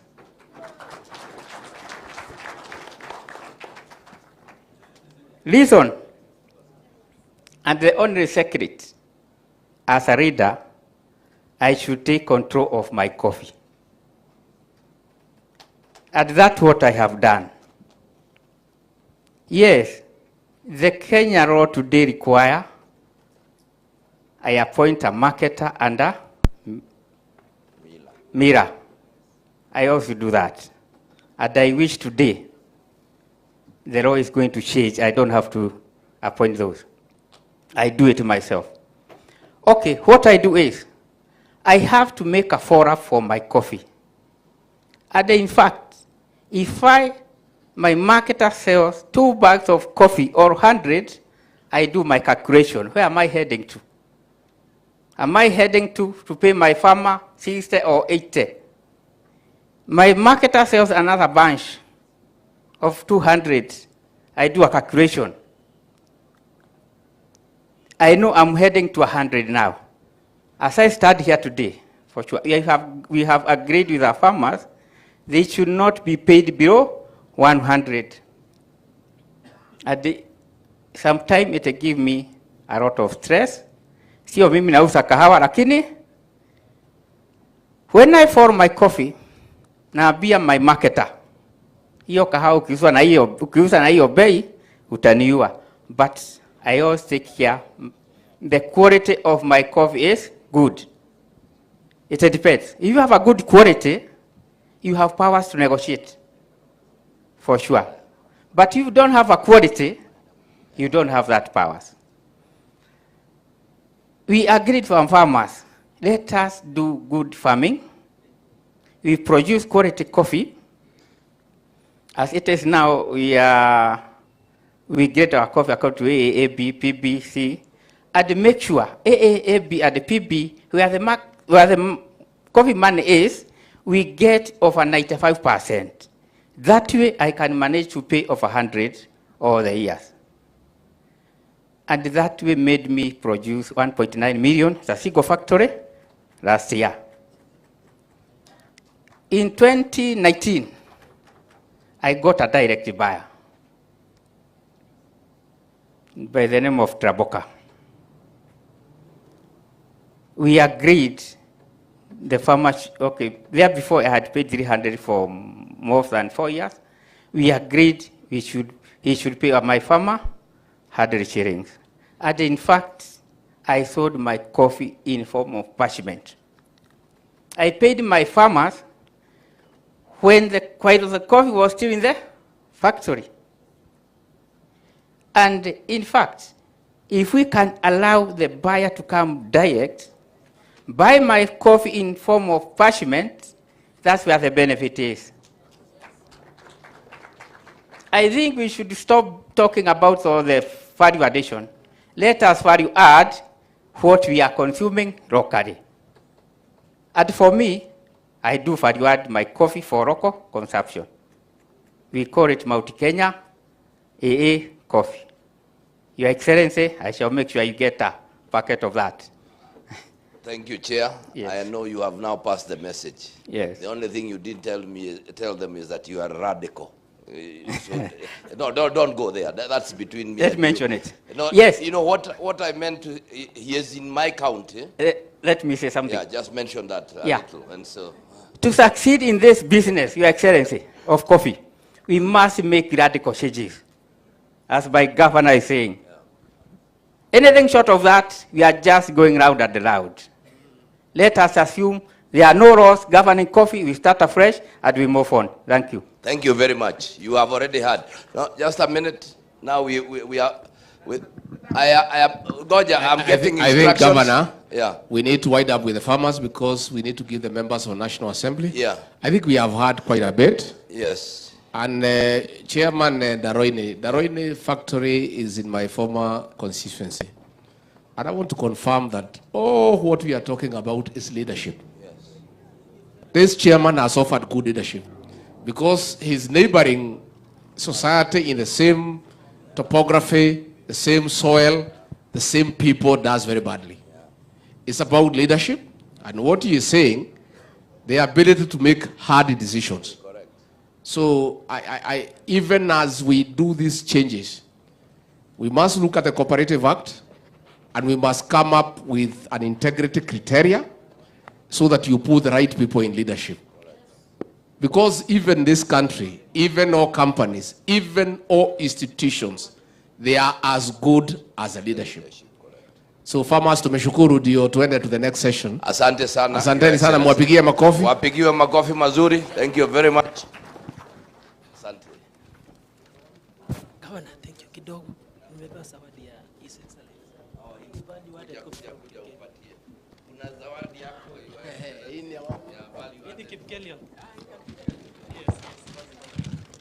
Your Excellency. Please, what we are talking. Ladies and gentlemen, His Excellency akiona kahawa tofauti tofauti kutoka wakulima wetu. Asante sana.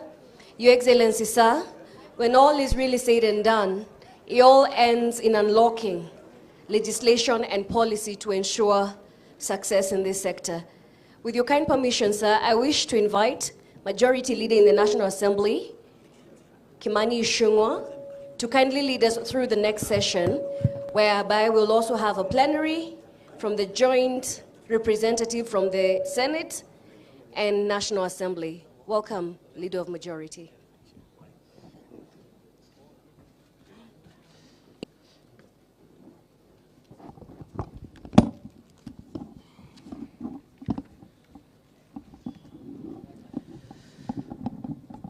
Thank you, Your Excellency, the Deputy President, Cabinet Secretary is present, members of Parliament, our farmers and all stakeholders, good evening. I think in the interest of time, we'll be very quick, Your Excellency, and I want to begin with very brief remarks, just in relation to some of the issues that have been mentioned.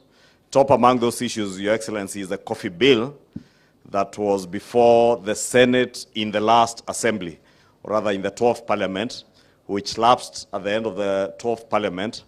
but I'm happy to inform this forum that that bill has since been reintroduced.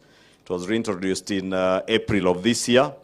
It has already gone through the first reading in the Senate, and the Senate Committee on Agriculture, the Standing Committee on Agriculture, whose chairman is the first person I will invite here, the Honorable Senator Murango from Kirinyaga County, has already conducted, together with our senator from Nyeri, the Senator Matinga, and the Standing Committee, they've already gone through public participation.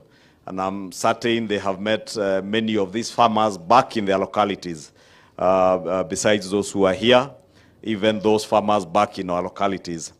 We anticipate, and I'm told from the Senate reliably, that this bill is due for second reading. Hopefully, this coming week on Wednesday, although we were consulting with Senator for Kirinyaga and agreeing that we need to incorporate all the views that we hear in this forum, another forum before they go for second reading, so that whatever they get out of this forum will enrich part of their debate in the Senate. And I'm sure I have seen him together with the other senator, Senator Karongo Adhangwa, Senator Matinga here, taking notes, including the Senator for Tharaka Nithi. They have been taking notes, and I'm sure they will have a more enriched debate when this second reading begins in the Senate. We anticipate, and Your Excellency would have agreed with Senator Murango and our chair of the Agriculture Committee in the National Assembly, that they will work together also with the Coffee Caucus, led by Honorable Amoshomba, the Member of Parliament for Githunguri, to work together to ensure that when the bill leaves the Senate, they are largely agreed on between the Senate and the National Assembly, so that we don't have back and forth between the two houses. And the two chairs of the committees will be consulting together with the members of the Coffee Caucus, so that they sit together and have an agreed on bill, so that we save on time. We don't have to come make amendments in the National Assembly, send it back to the Senate for concurrence or to take it through mediation. And Your Excellency, I must thank you and your office, because this forum here serves as part of that enrichment program towards what will come into that bill. And we've had many issues, right from what our farmers are saying and all the other stakeholders, from the direct sales. And Your Excellency, you must forgive me, because Kikuyu constituency, we don't have a single bush of coffee. Therefore, all these things, you can trust me. If you don't trust any other member of parliament, trust me, because I have no vested interest. Those who are coffee growers, some may be roped in by those people are here being called cartels. Those are here being called marketers. Therefore, you can rest assured that you are leader of majority, having no vested interest. I will be your gatekeeper and your watchman to ensure that at least, that's why, Your Excellency, even not coming from a constituency that grows coffee, I took keen interest to be here, so that we make sure that the views that come from this forum, and even those that the Senate has collected, and we've agreed with the Honorable Mutunga, that even when the bill comes to the National Assembly, if he is going through public participation, he must go right down to where the farmers are, so that even the fears and the anxiety that may be in this room, that maybe not all the farmers are well represented here with what Senator Sang was calling select farmers. We get to where the farmers are, right in their cooperatives and in where their farms are, so that they also hear from farmers and enrich the debate. Lastly, Your Excellency, there's something that was mentioned that by, I think it was Mushwe, Mwalimu, that Ethiopia, they are consuming almost 50% of their coffee. We must ask ourselves, how many of us in this forum here have taken a cup of coffee today? Whatever you can do, apart from even saying whether it goes to the Ministry of Agriculture, we even qualify to have a Ministry of Coffee if you have Ministry of Fisheries, and fish don't bring any money in Kenya. So that would be my request. So let us not belabor the point. The farmers have the capacity. We can be able to have higher yields and more income, and we can be able to have a Ministry of Coffee as a standalone. That one, somebody said radical. I think it's a radical recommendation, but if that's what it takes for us to have our farmers have money in the pocket, why not Your Excellency, na wewe ndio uko hapo saa hii ndio uongee on our behalf. So thank you very much. I want to end it there. Your Excellency, I'll ask for permission to leave. Of course, I have to go and be attended. Na nataka kutuma sisi libaride to your friends who bet me yesterday. They were women, Honorable Millie Othiambo and Honorable Rosa Mbuyu. They even stole my phone. Please ask them hata kama walinipiga wanirudishie simu. And now Your Excellency, vile wezi nipata, tumana simu ikuja, ilikuwa iPhone 14 wakachukua jana. Asante sana, God bless you, and I wish all the farmers the best. We are committed to bring reforms in the coffee industry. God bless you so much. Asante sana. Thank you, Honorable Sabina. I want to invite Honorable Meli. Thank you, Your Excellency and members present. I want to raise three issues. One, I want to say that the bill at the Senate was the bill that we had in last Parliament. I, Honorable Mutunga, Honorable Mwamushomba, and it's a very good bill. And I want to say that as a member of Parliament and as a farmer, we are confirming to you that we are going to pass that bill. Excellency, that bill is very good. It actually took the interest of farmers. We went across most of the counties, Nandi, Nyeri, and all these parts of the country. And actually that bill was very good. And the three members who are here, we are members of Agriculture at that time. Two, there is an issue which I think I've not heard being discussed here, is the issue of loss during milling. I know it's a controversial issue, but a number of farmers or societies lose their coffee during the milling time, especially on percentage loss.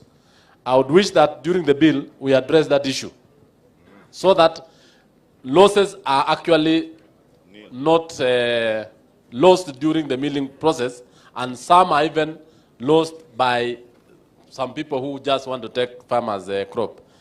Three, we have a very important issue also, especially on production.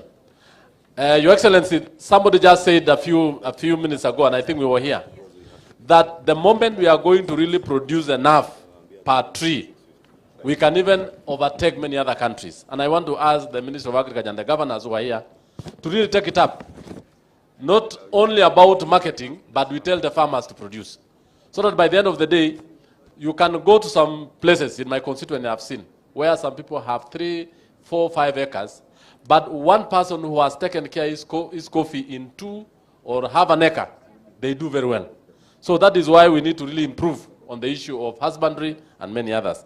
But the last thing I want to emphasize most is the government commitment and our commitment to really destroy the cartels.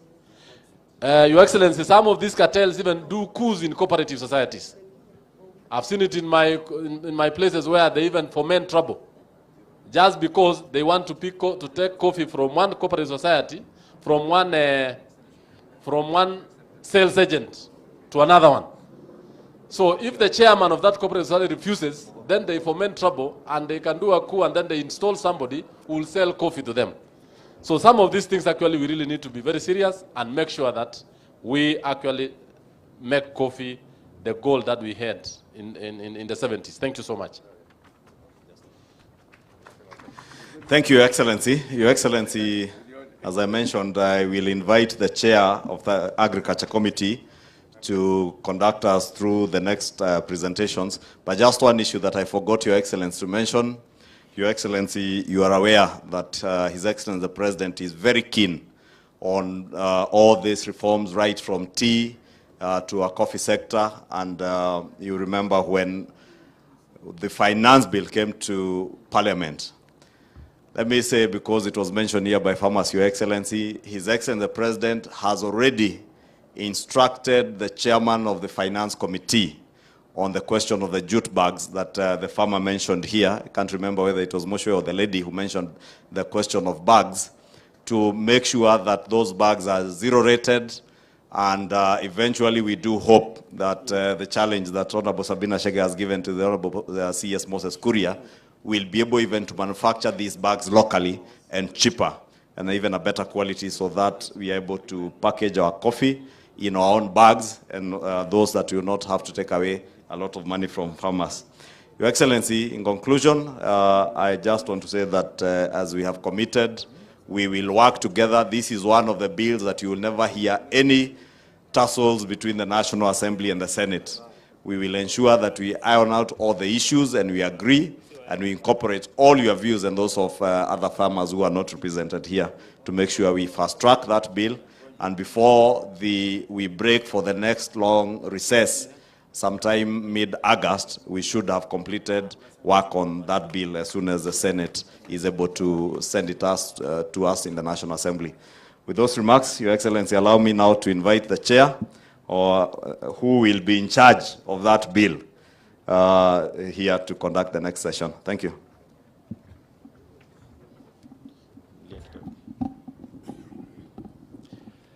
Thank you very much, Your Excellency. Thank you very much, distinguished participants. Your Excellency, I will just make one or two comments, and then I go ahead and invite my colleagues. When we do the bill, we look at the entire value chain. We look at before production, what happens. At production level, what happens. When it comes to processing, what happens with marketing and even the consumption. So looking at this particular bill, we had actually looked through it before we sent it back to Senate. And we had gone through most of those stages. Unfortunately, somewhere along the line, we saw the gazettement of some regulations. And that took us aback. Because studying the regulations, we realized that we are sustaining the same problem we are trying to deal out within the bill. And that is why we had to form the caucus. And I want to thank Honorable Mchomba for one thing. We put a spirited approach, put in a lot of effort to make sure that that particular regulations were dropped. And I want to thank Your Excellency and the President himself and the CS Agriculture for ensuring that that particular regulation or piece of regulation was dropped. Regulation 2022. Having seen that, many things have been discussed here, and we've been taking notes. There are certain things that look gray, needs to be looked into. The morning, Your Excellency talked about the Coffee Research Foundation, which used to be the Coffee Research Foundation, currently the Coffee Research Institute, which is in Cairo. We visited the Coffee Research Institute when we were dealing with this particular bill. And what we found at the Coffee Research Institute was devastating. They are supposed to be the pioneer research institute of this country, producing new materials for production and productivity enhancement, growth tolerance, and increased growth rate, but they were in total disarray. The levels of support we were wanting, there were so many problems. They did not have many scientists, they needed more scientists. The resource allocation levels were also not quite wanting. There were many problems, and we wrote a report and made proposals.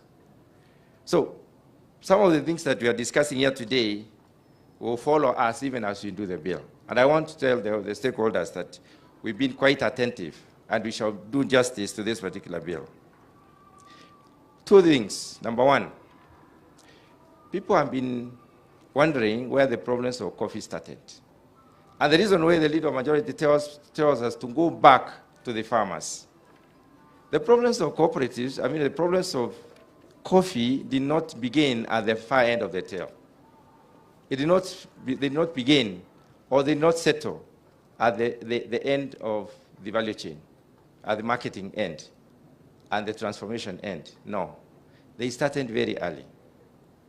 Some of the reasons why the older farmers, and I have no reason to defend them, I remember my governor articulately saying that we need to make the management of the coffee for cooperatives and the management of the entire system. We need to bring in new blood and younger blood. The older people trusted younger and more enlightened people to manage their cooperatives. And what did they do? They became wise. There used to be a window for loans. They could seek for input loans, for fertilizer, and it went further. They became more innovative. They could get even the cherry loan during the time of harvesting. And things were becoming okay. The farmers were paying. They went further and further. If you want weeding loan, you could get. You wanted to spray, you could get some money. At the end of the day, they became gluttonous. Until there was even a loan called inflorescence loan. What I'm trying to say is that when coffee flowers, then that would guarantee you to get a loan. That has absolutely nothing to do with operations on the farm. There is nobody who influences inflorescence. There is no input required for inflorescence. Even if, of course, you could irrigate and cause inflorescence. So many things came up.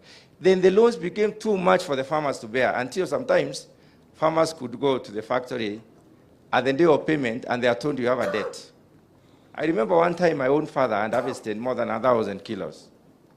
And he went to the factory when the money was supposed to be paid.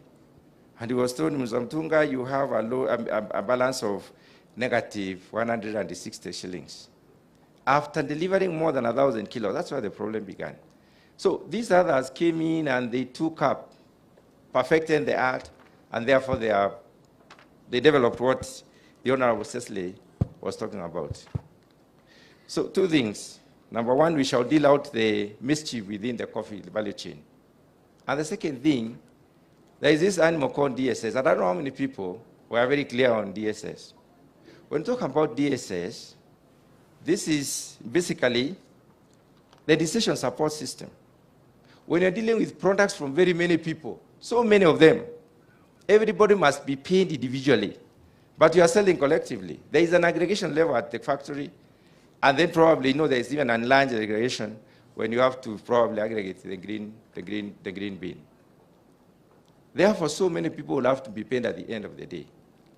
The principle is, whether it is direct sale or auction, DSS is necessary. Because you must get the details. I remember there's a farmer who has stood here and said how he computes. He has to calculate. And he has said if you sell at parchment level, before you go for processing, I think it will be better for him because you'll avoid the cost of processing. So that system is important because you are making a decision involving so many people who have aggregated their product into one unit, and this unit is bought as a whole. The final thing I want to mention is that Kenyan coffee is demanded out there. I've had an opportunity to go for Kenyan coffee marketing. We have had a good opportunity even to go to America, the state of Nebraska, and I'm happy that Laban is here. Laban is one of the people. Laban, are you there? He was here in the morning. He's one of the people who has even established an auction yard. I remember we took the immediate former Cabinet Secretary, Agriculture, to launch the auction yard in Nebraska. And that is still moving on. And Laban was telling me today that they have even opened up to Ethiopia and other countries, and they're going to other parts of Africa. They want to cover the entire Africa. One of the things we learned when they came here is that we have not promoted our coffee. Our coffee is not known. Our coffee is 100% specialty. That means we don't need to market our coffee other than just ensuring that it reaches the consumers. If you can be able to enlighten the consumers on the availability, the quantities, the regularity of supply, manage the chain, the management of the product management, in terms of supply chain management, then we'll sell everything. So, before I get too engrossed in that discussion, let me say that one of the things we learned, two things. One, we need to promote our coffee, especially in the American market. We learned there are more than 31,000 outlets, coffee drinking outlets, and we are occupying less than 1% of that. And the final thing is that ours can purely be sold as a specialty. Let me call Honorable Wamuchomba to progress this particular discussion, Madam. Thank you. Your Excellency, we are very, very happy that this is happening because this is what we have been waiting for. I come from coffee growing area. I am a farmer. I deliver my coffee produce at Gadhiroine Coffee Factory in Githunguri. And I'm a very sad representative. Reason being, Your Excellency, and I'm sure you are aware, there are some 6 factories in my constituency that are yet to be paid to date. And if they are going to be paid tomorrow, the money that is available for them, they are only going to be paid 11 shillings per kg. Not because they did not do their work in the farm, not because they did not dry their coffee as required, not because they did not dry and do all the pulping as needed, but some people colluded, withdrew all their money from the marketer, and they have no way to follow them up. So those farmers are going to receive 11 shillings, Your Excellency. It is very sad. I feel the pain as a mother, as a leader, and as a farmer, because I know what farmers go through. How I pray that now that we have pronounced ourselves in this forum, that marketers are going to be dealt with effective by the Cabinet Secretary in charge of Agriculture, Honorable Mithika Linturi. How I pray that you're going to make sure that any marketer who is holding farmers' coffee today remits the money to the farmer without further delay. Because you know what most marketers are going to do? They are going to stop paying farmers because they know that new systems are coming in place. We are tired. We are really tired of talking about marketers. Marketers do not operate in isolation. They operate under an environment that is regulated by the government, and the government must take the blame for the mess that is in the coffee industry. Now I have a question. Now that we are recommending, and this question I really would want the farmers to think about, especially the farmers who are here. Although I still asked a question, because I didn't see my farmers in Githunguri or Kiambu here, how they were selected. Maybe somebody is going to answer me later on. But I am asking, now that we are saying we bring back Coffee Board of Kenya, we are saying we bring back KPCU of Kenya, we are saying we bring back CRF, which is borders in my constituency. Have we interrogated the issues that made them deliver us to where we are today? Because the same institutions are the reason why we are here today. The mess that we are in today, they are also players in the mess. So when we revive them and we bring them back, are we sure we are going to do it right? So that we don't come back here in 5 years and say, oh, we still have a problem. That question, I think I'm going to throw it to the Cabinet Secretary in charge of cooperatives and in charge of agriculture. My other issue is that I know you know, most of you because you're stakeholders. Back in the 80s, we used to have over 1,800 factories in Kenya. Come to the 90s, the factories came down to about 1,470. Down to the early 2000s, when I and Mwalimu Moshwe were in the radio, we were operating with about 1,200 factories. To date, Your Excellency, factories have closed down. We are at 870 factories. And every single day, factories are closing. What measure are we going to put in place so that they don't close anymore? What are we going to do? Your Excellency, there was some fund that was established called Coffee Revitalization Fund.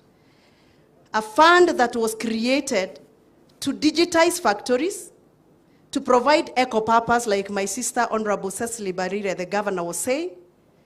And that project have only done successfully less than 200 factories phase 1, which was to digitize the factory and to put CCTV cameras. Your Excellency, as we speak, most of those factories that have closed down, they are vandalized. The assets are gone. So even as we put laws here in this room, we must also ask ourselves, if we are able to bring back the laws and the institutions you're talking about, how do we reinvest back to make sure that those factories that closed down are back in operation? And how do they operate? Your Excellency, it's my humble submission that you revisit the issue of Coffee Revitalization Fund, which only need budgeting at the National Assembly under your instructions, so that we can revive those dead factories for the sake of our farmers. The reason why I'm very heavy on this is because in my constituency, Githunguri, a whole society has closed down, leaving only one factory operational. So all the farmers that were taking the coffees to the 11 factories that closed down, they are all lumped up in one factory. And the issues of governance, the issues of coffee thirst in the estates is serious. Your Excellency, on that note, you provide security to banks so that their money cannot be stolen. All commercial banks have security, Your Excellency. They get policemen. Can we get support, our factories, especially during the drying of coffee? Can we allocate security men to go and guard our factories, especially when we are drying our coffee? Because most of the factory chairmen who are here can confirm that most of the bills that they are not able to pay come from provision of security men to go and guard coffee during the dry season and the transportation to the millers and roasters. I have so much that I can give today, but I cannot hide my joy today because finally somebody who is passionate about coffee, who is none other than our Deputy President, has delivered the first step towards the right direction in the coffee sector reform. Thank you very much. Thank you very much, Honorable Muchomba. Let me now call upon Senator Wamatinga, Senator from Nyeri.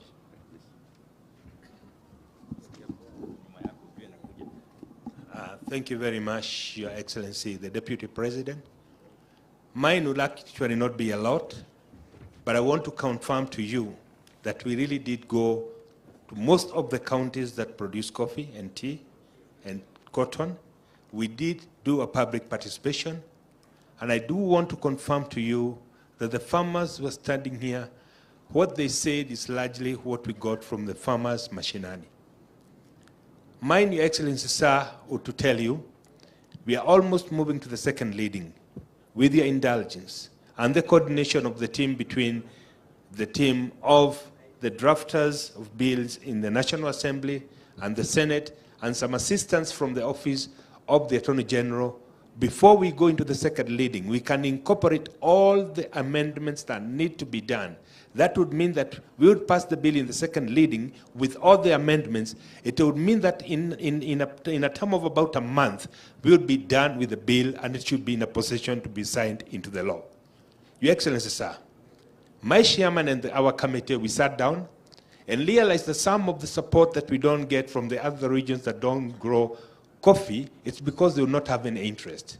Therefore, we took it upon ourselves to start a cotton bill that is also in the second reading, to do a dengue bill that is also in the second reading, having done public participation, to do livestock bill that is also in the second reading, will be going to the public participation, and finally, extension, agricultural extension office, which is also in the second reading. Why? It's because we want to lobby in the other members so that they can also support us in this process. As you go to explain to the Kenyans what we are doing, I can assure you that all these bills are already in the House, on the front of the House. They've gone through the first reading.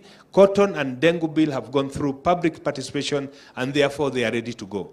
With those few remarks, Your Excellency, I would want to commit our committee in front of these farmers and thank you that this has been top-notch public participation that has served to unleash what we corrected on the ground. It is going to unleash our bill, and I think after we sit down together with the National Assembly and with the drafters from the Office of Attorney General, within a month we should be ready to publish this as a law and to place it in the hands of the President so that it can be asserted as a law. Thank you very much, Your Excellency, for having taken this initiative. I thank you a lot. Thank you very much, Senator. Your Excellency, the commitment from our team is strong. We're actually considering having joint sittings so that we can do this very, very fast, so that you don't have to have to and fro from Senate to us and then back to Senate and those other considerations that are laid down in the standing orders. Let me now call upon Dr. Wachira Karanja, the honorable member from Laikipia West.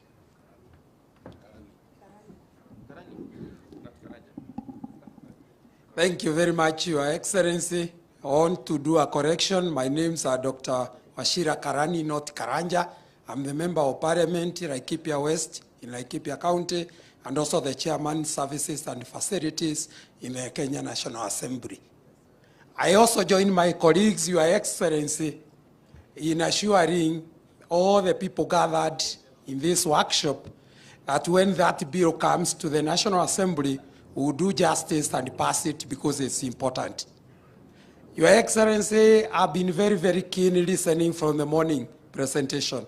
and particularly the ones that was done by the farmers. I've realized there is a lot of money in this coffee industry. And the producer, who is the most important person, the farmer, gets very little. It is for this resolution in this workshop that we hope those farmers who voted for us. Your Excellency, it has reminded me of a film called Gods Must Be Crazy. In that film, the main character, I'm told the whole industry produced US dollars 600 million. But the main character, that fellow who is a comedian there, he received only 3,000 US dollars. I compared our farmers to that main character in that film. So it is for us who have been privileged to be elected and to serve the people here to make sure that our farmers, we do not treat our farmers the same way those people of that film treated that main character. Those few remarks, thank you very much, Your Excellency. I support.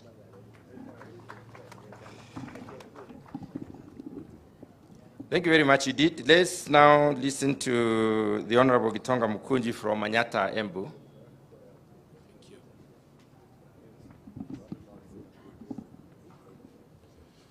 Your Excellency, our Deputy President,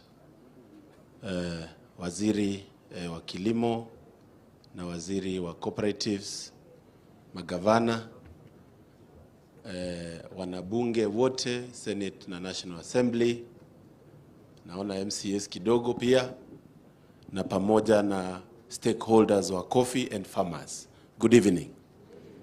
My name is Gitonga Mukunji. Mimi ni mbunge wa area bunge ya Manyata kule Embu. And I want to take this opportunity first to say thank you to His Excellency, the Deputy President, because of bringing together this team that at the center of it all know what coffee means.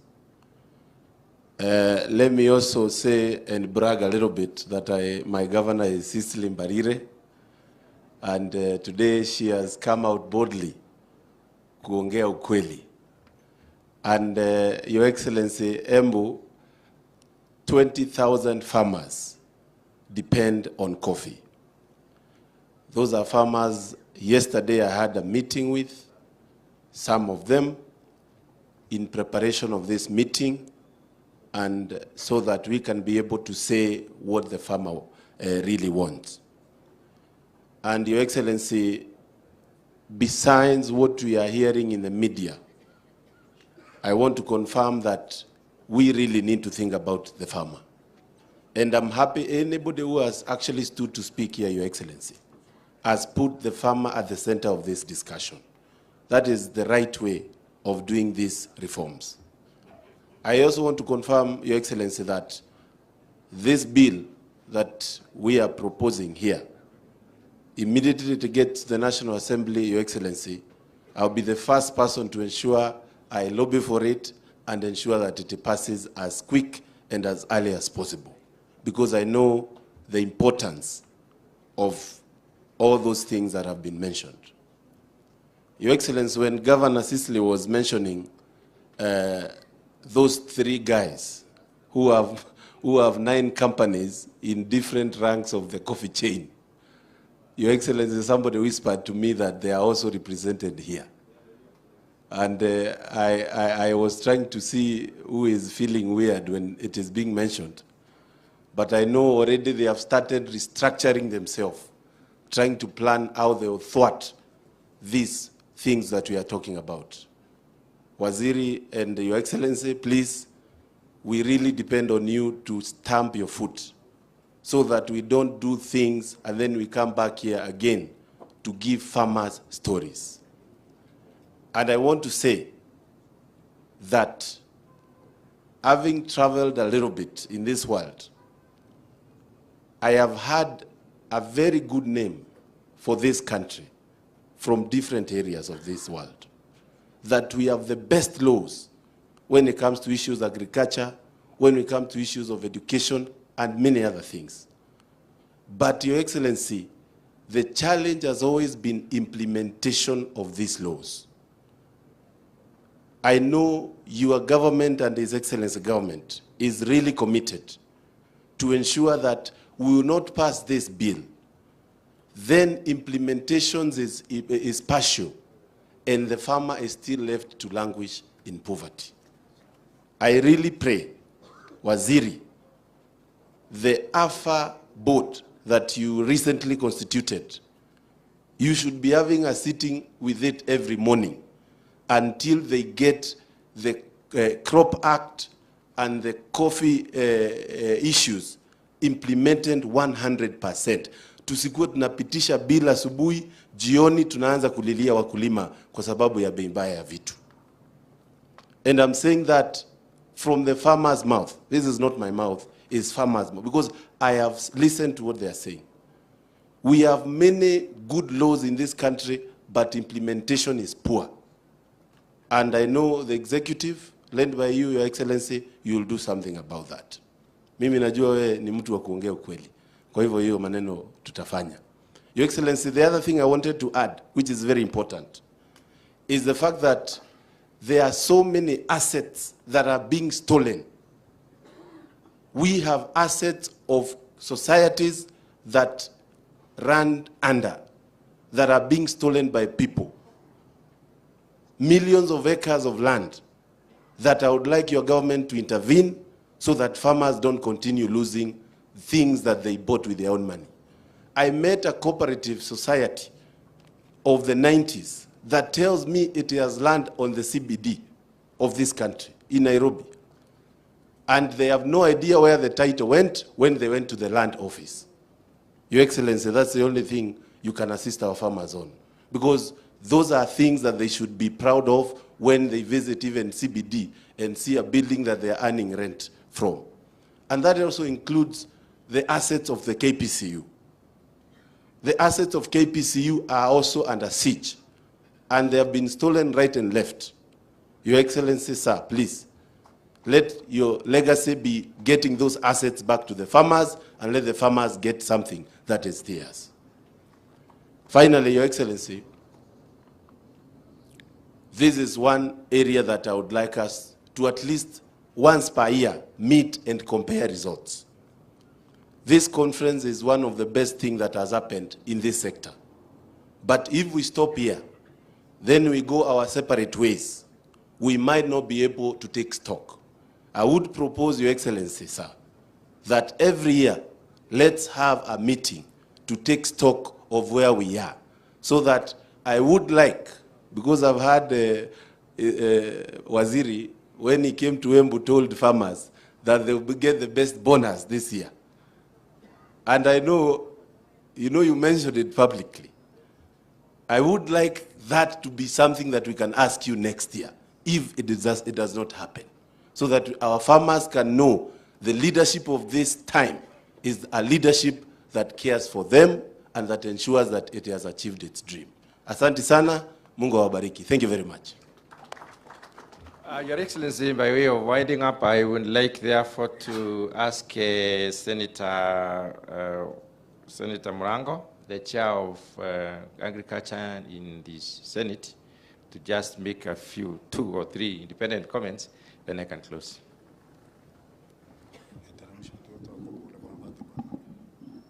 Asante sana. Mheshimiwa Naibu wa Rais, nitaongeza jambo moja tu sijasikia. Katika ukulima wa kahawa unakuanga tofauti sana na ukulima mwingine. Na kwa hivyo ile fertilizer, mbolea ruzuku, subsidized fertilizer, pia kama kuna uwezekano ya kuongeza mandawa ambayo wakulima wanatumia katika hiyo subsidy program, ingekuwa ni vizuri zaidi, kwa sababu utapata mkulima amepata mbolea lakini hajapata ndawa. Kwa hivyo unapata ya kwamba umbora, quality ya kahawa injakuwa nzuri sana.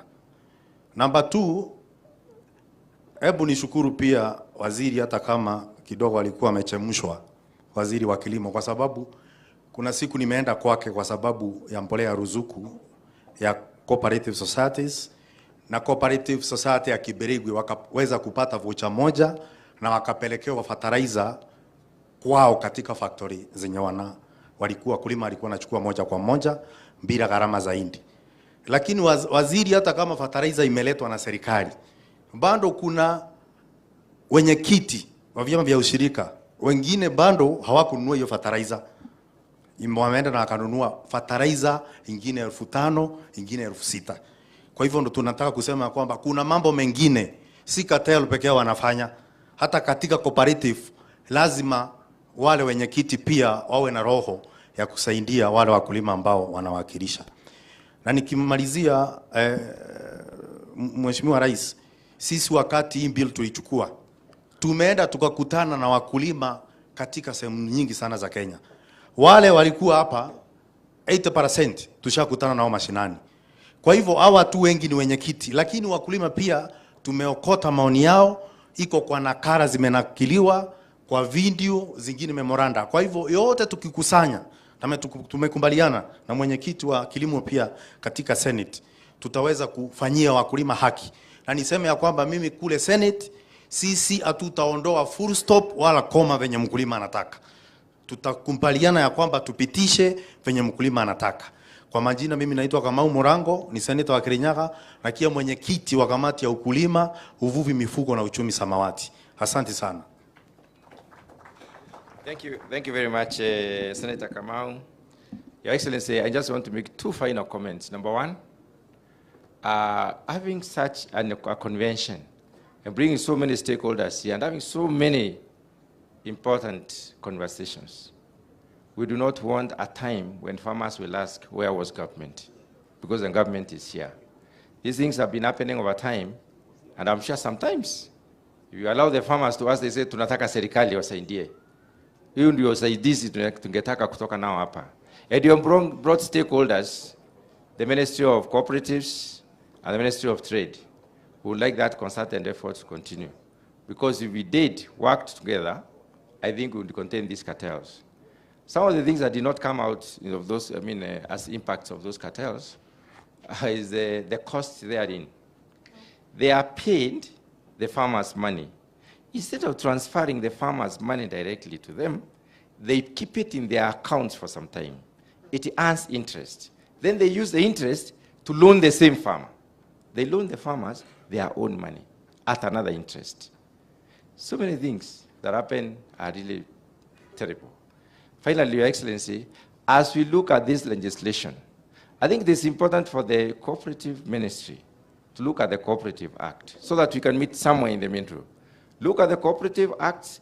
Let's see how much it is going to enhance the farmer to become the better person and better business person in this country, so that at the end of the day, we come up with a complete set of legislations that will help this sector to grow and many other sectors where we have cooperators. With those remarks, Your Excellency, I wish to retire now, and I do not know whether the panel, you would like to ask the panelists any questions. Probably we can take 1 or 2 questions. One comment. Let me take, that was the first one. You are the second, third, and fourth.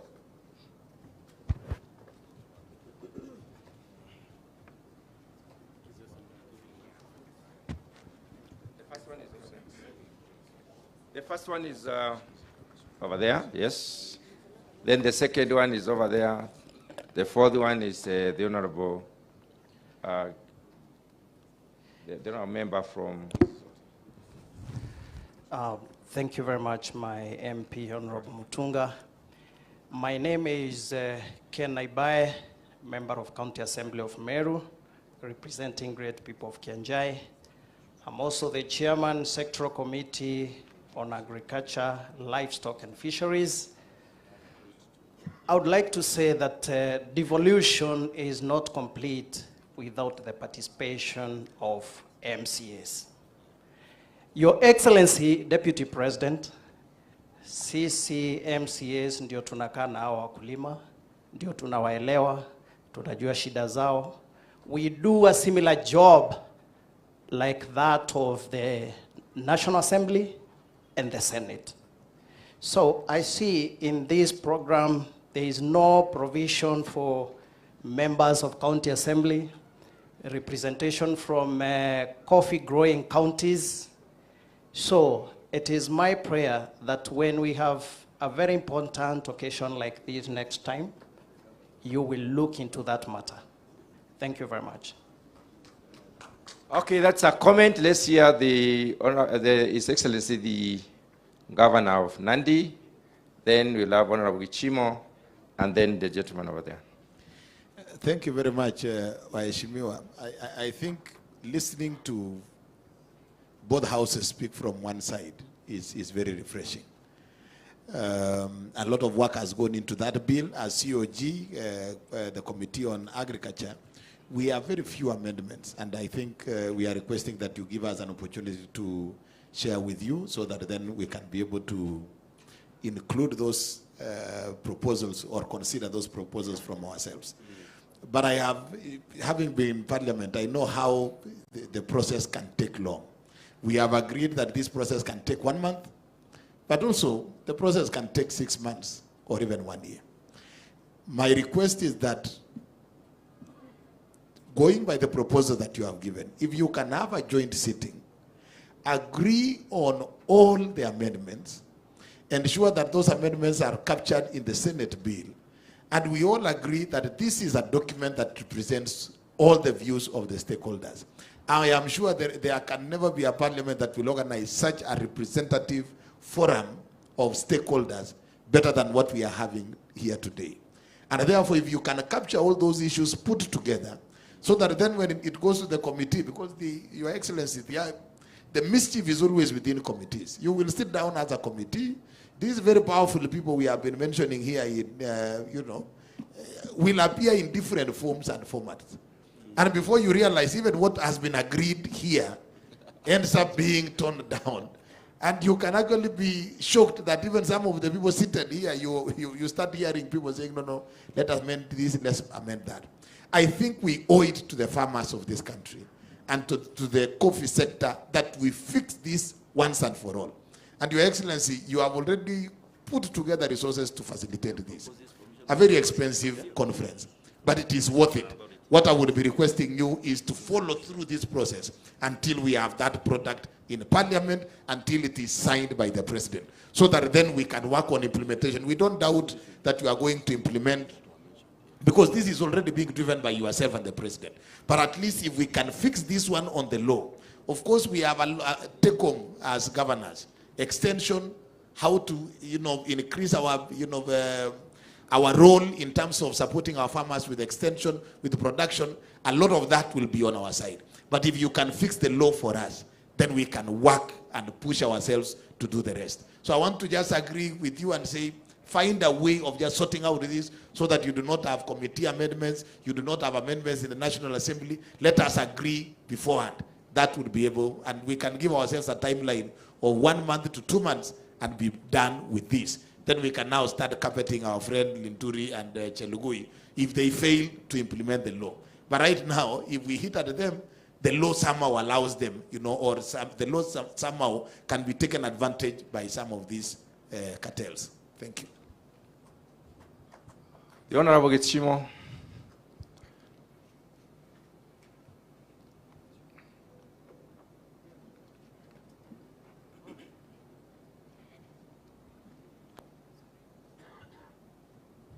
Thank you, Your Excellency.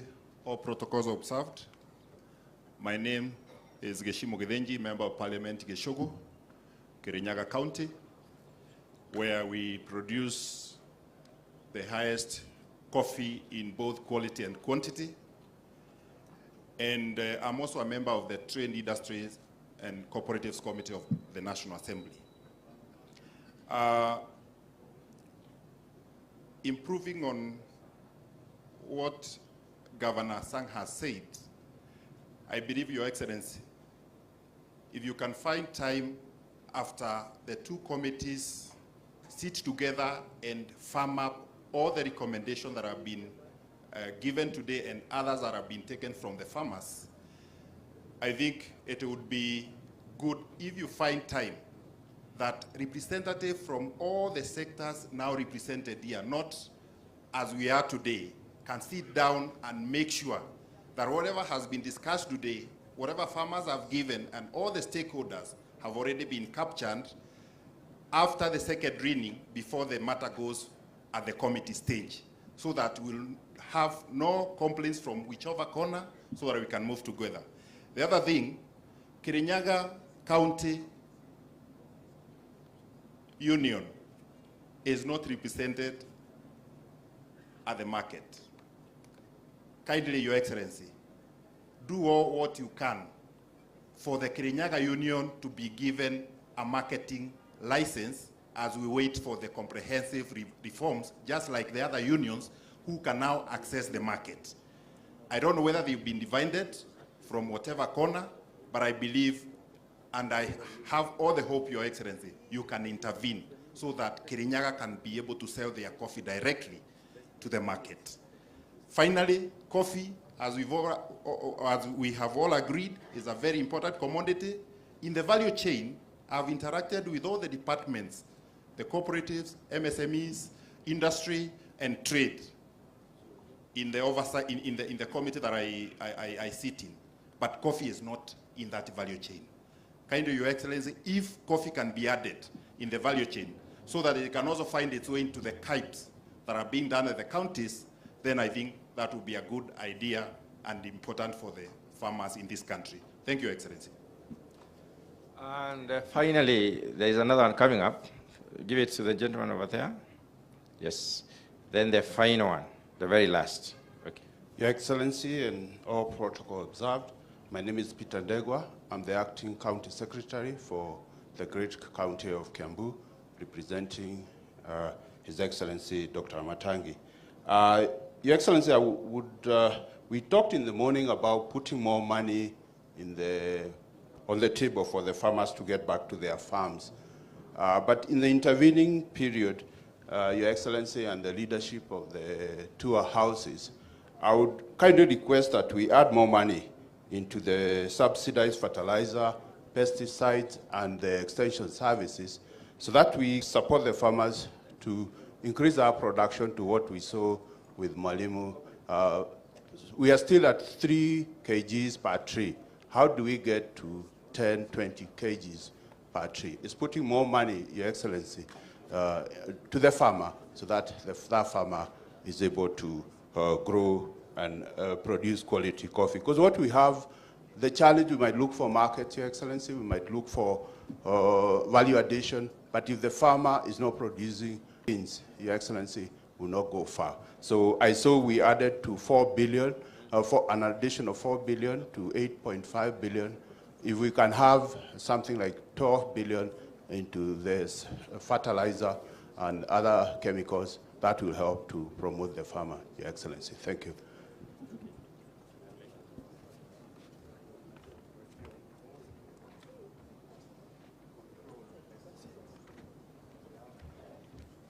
There is the last gentleman here. Please, if you listen to the ones who have commented, there is no single question. It's all comment. There are questions. I would like to have one question, not comments.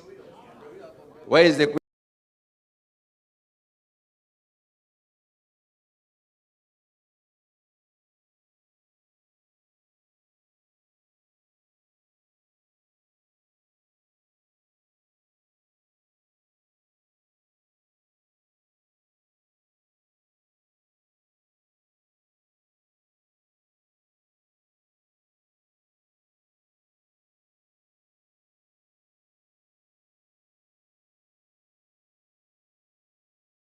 Question? The question is, you have a question?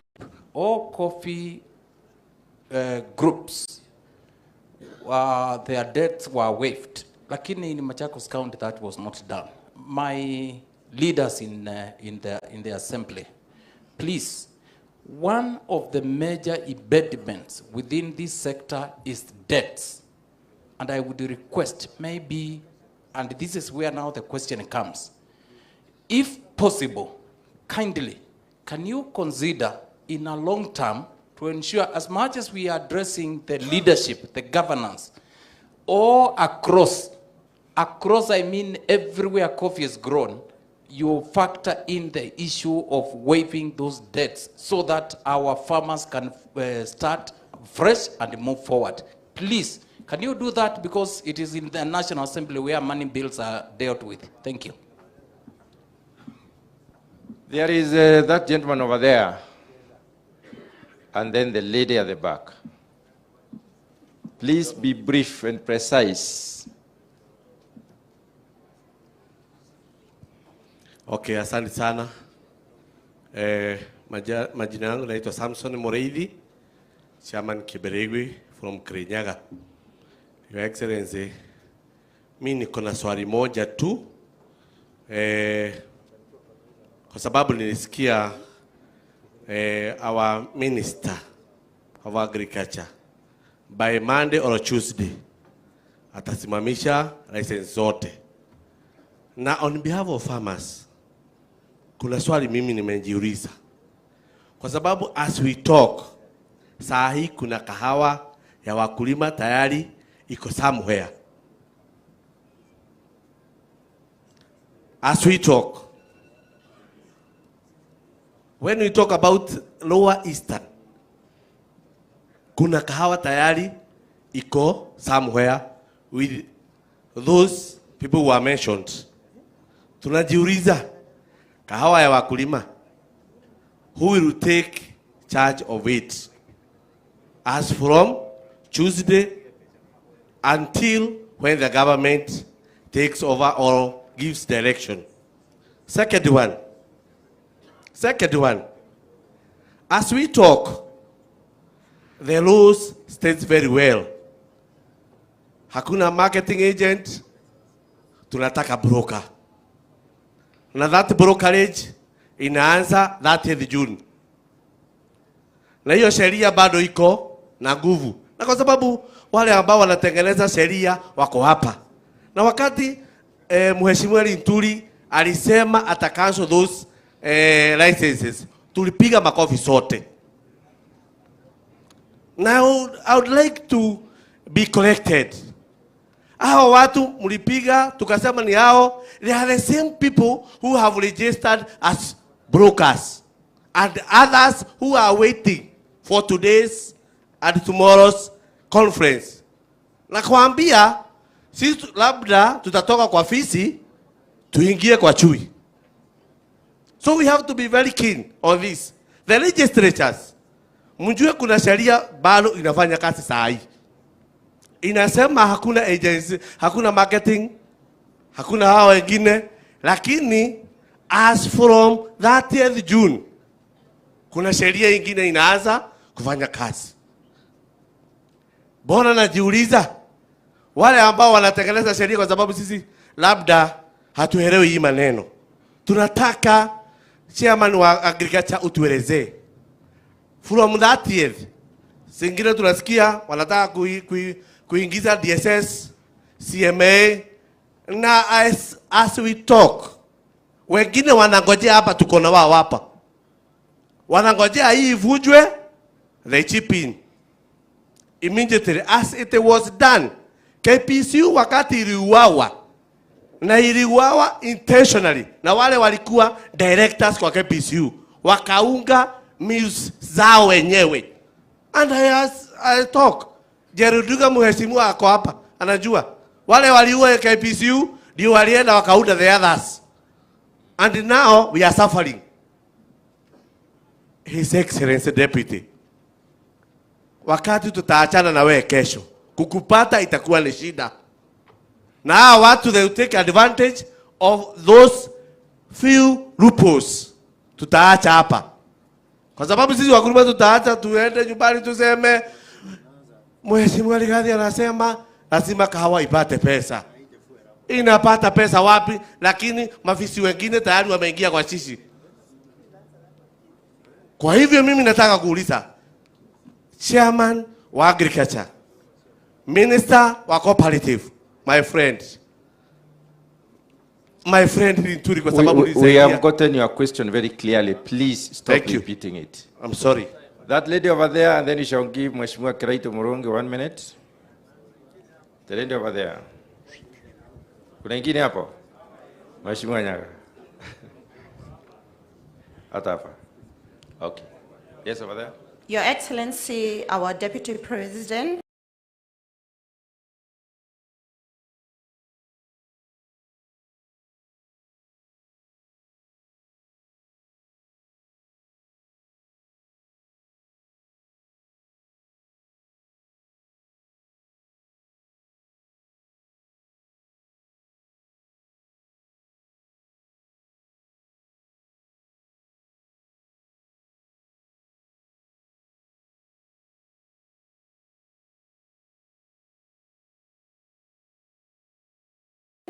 all protocols observed.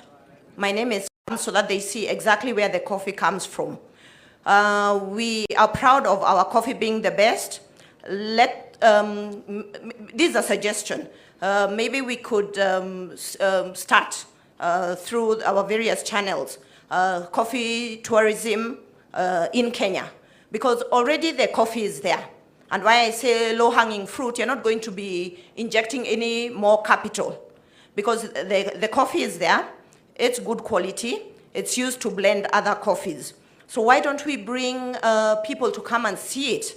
There was a gentleman, one Mheshimiwa, who talked about bringing in dollars back into the country. When we have the tourists coming here to see our coffee on the ground, they'll come and spend their dollars or their foreign exchange in the country. So to my fellow farmers, there's an opportunity for us to develop our farms into tourist attraction sites. So, and that said, the housing bill will allow these young people to build houses where we can do Airbnb, because not everybody will go into the hotels. So that way it will support the finance bill. That is my proposal. You know, let us, since we're in the reform stage, let us not look only on what used to happen. Let's change with time and very well enjoy Thank you change. very much. So, several issues have come up before we give the last 2 or 3. Some of them are in form of questions, waiving debts. I think I'll leave that question to His Excellency for comments. The issue of licensing, stoppage of the licensing, and bringing in others. I don't think there's going to be a vacuum. I didn't hear as if the ministry will stop doing its work. I think we talked about specific issues, specific companies being investigated. And I think the Honorable, Medical Intori, CS Medical Intori can comment on that. Then the other issue of course, even brokerage, whether there are others here waiting. Kenyans are always looking for opportunities. And I hope that gentleman who asked a question is not trying to tell us to stop doing anything so that we don't change anything, that we may just, so that we just uphold the status quo. The other issue that probably, Your Excellency, you can comment on is the issue of the legislation. I remember very well the legislation proposes formation of an authority. I would like to hear the government policy on this, because it expunges the coffee as a commodity, and the management, development and promotion and everything else to do with the coffee outside, pulls it outside AFA. I think that's something that you need to comment on. Because when you go to do the legislation, we don't want to have too much of to and fro or conflict in government, policies. Finally, so that I can give the very last, and this is Honorable Kraito Murungi, and then Honorable Nyaga, and then we shall have the His Excellency, the Governor of Baringo.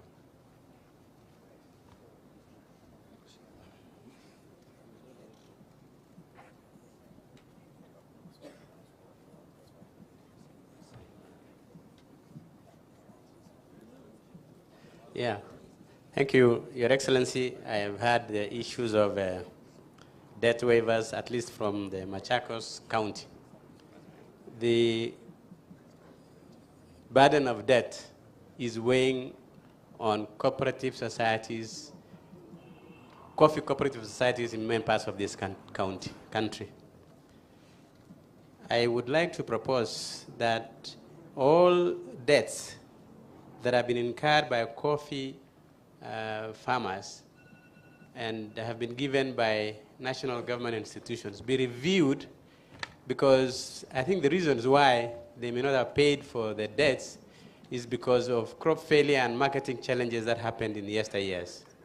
So I think for now, I would propose that government looks at the possibility of waiving those debts, but then in the legislation that we are doing, we built in the criteria for addressing challenges of coffee, debts to coffee farmers, so that it is possible to manage the credit that is being given to farmers, so that the rate of repayment is commensurate with the ability of the farmers to take the debts.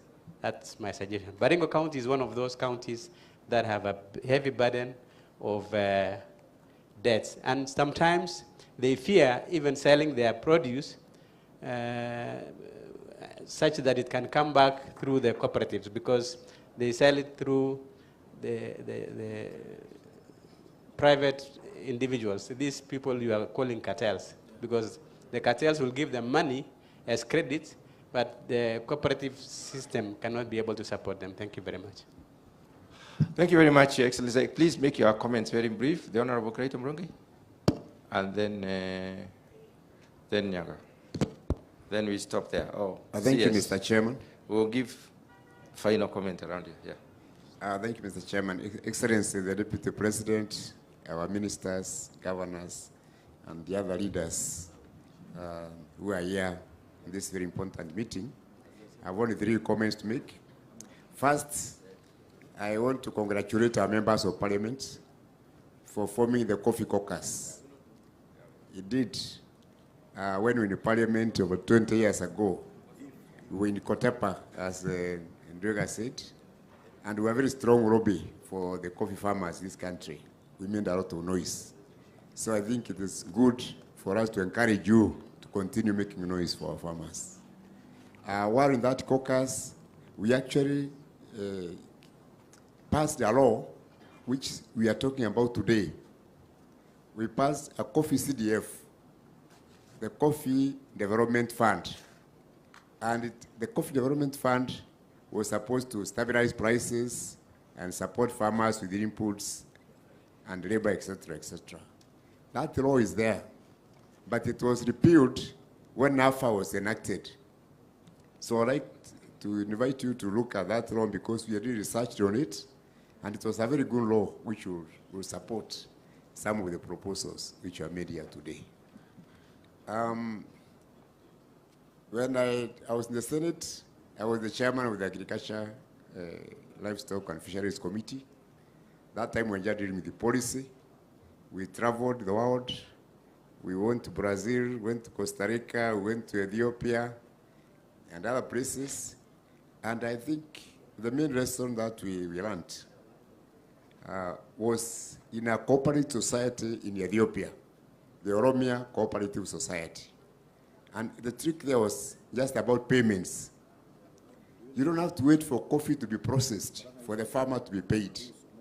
Once the farmer delivers cherry, a mechanism should be made possible for that farmer to be paid within the week, or at least at a lesser time. The government and the publicized the coffee prices in all the markets.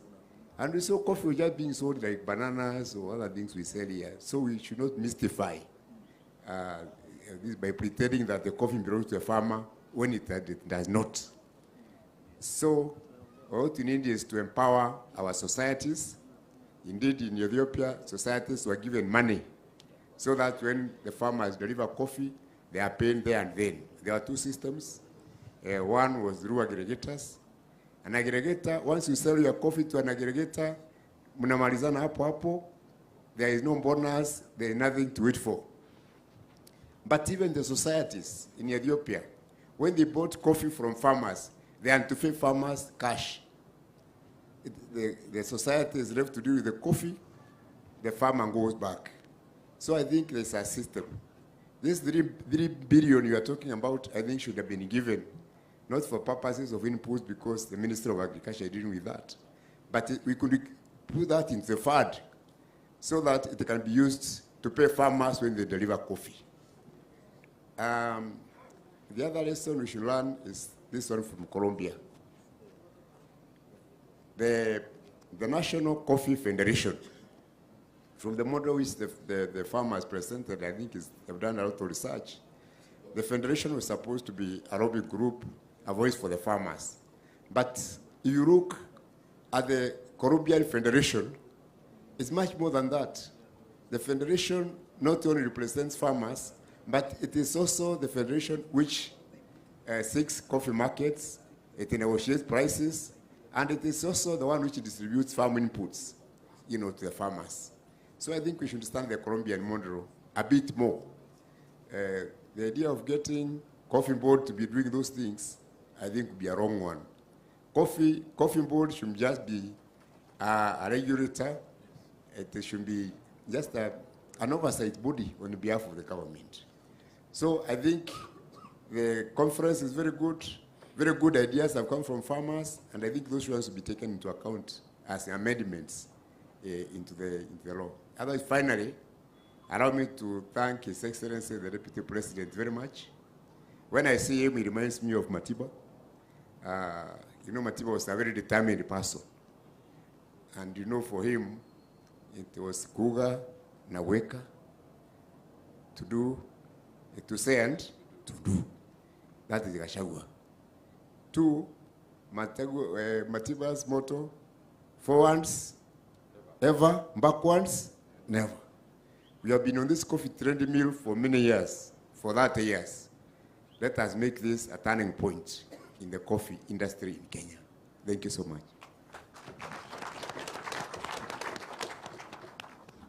Senator Nyaga. Senator Ndwega. Thank you. I do not want to add to anything except to comment on the issue of debts that came from Machakos. That debts were waived and they were never waived in his place. I want to confirm that debts were waived in those places. I was in charge and I know they were waived there.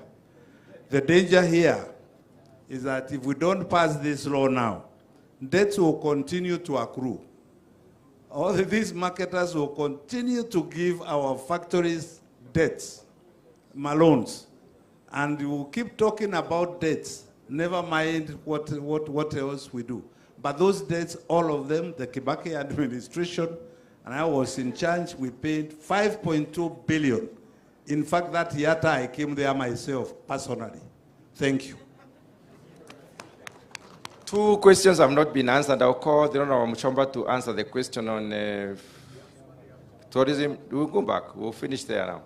Please, we want to move out of this side to that side so that His Excellency and the team of His Excellency, the Governor of Tarakanidi, and the CS Chelugoi and CS Medeka can make a comment as His Excellency closes. So we want to be out of here. Much obliged.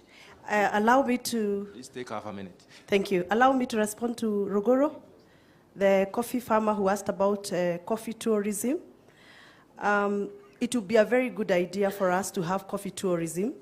As you are aware, Githunguri is a very good example of dairy tourism in Kenya. We receive approximately 100,000 visitors per month who come to our farms to learn about dairy, and they also buy a lot of our calves and our in-calves. And I'm sure we make quite good money out of that. So if we can replicate that into coffee industry, it would be fantastic. But we have a challenge. Your Excellency, about 2 weeks ago, I was in Japan. And I happened to meet the Japanese Specialty Coffee Association, a very strong association. And they told me that they only deal with coffee from Burundi in Africa, the Blue Mountain coffee from Rwanda, and coffee from Ecuador. The reason why they deal with those coffees is because they are 100% specialty coffee.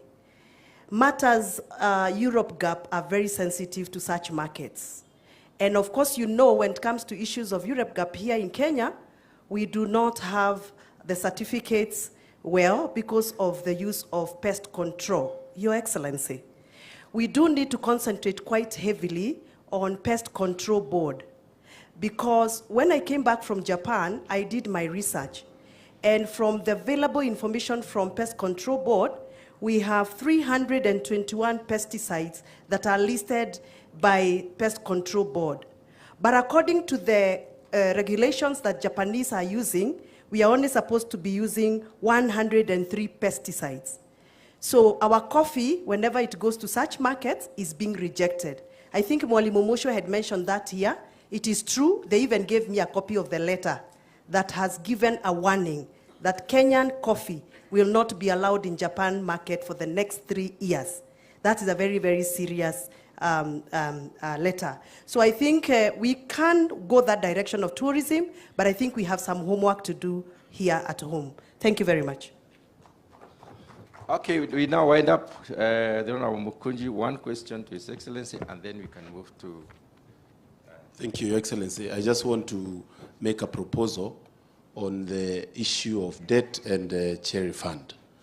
Your Excellency, number one, my farmers yesterday told me that the cherry fund, the bureaucracy on getting the money itself is hectic. So they would rather work with the brokers. Your Excellency, we are in the age of hustler fund, where somebody seated in the house can be able to receive money and do his business. Why can't we digitize cherry fund so that farmers can be able to get that money immediately? I think that one, Waziri, you'll be able to check on that so that we can be able to reduce on these brokers taking advantage of the volatility of the farmers' money. Then, Your Excellency, I know we came to your office with a team from Embu because close to 2 of our factories were being auctioned because of the debt. And I want to agree with the governor proposal. Your Excellency, under this new revival, I would propose you do another round of waiving of debts for those factories so that the factories that are still reeling with trouble and are part of the problem that we are speaking about today can be able to be assisted. Thank you very much, Your Excellency. I would like the Honorable Kraito Murongi to know that you have taken his comment very seriously, especially in view of the CDF. CDF is still there. The Coffee Development Fund is there. It's called Commodities Fund under AFA right now, and it's still supporting the coffee development sector, development of the coffee sector, and then the issue of the Colombia. Your Excellency, the Governor for Tharaka Nithi, please give him the mic. And then, Your Excellency, we will now retire this team, and then you can give away forward because we know you are also committed at 7. Very briefly, thank you.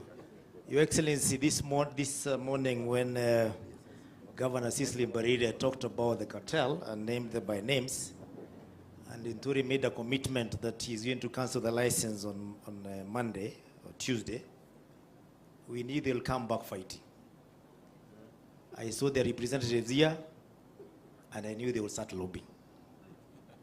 The gentleman who has spoken is my friend, and I'm married from Kirinyaga, the chairman of Kiberegu. And fear has been instilled, and they want to use my Kirinyaga people to spread that fear. That Lower Eastern, there will be a gap when we do not have those marketers from Tuesday. It is not true. Because in both the Lower Eastern constitutes of Meru, Tharaka Nithi, Embu, and Machakos. I want to confirm to Your Excellency that those counties have unions that have already have coffee mills and they have licenses.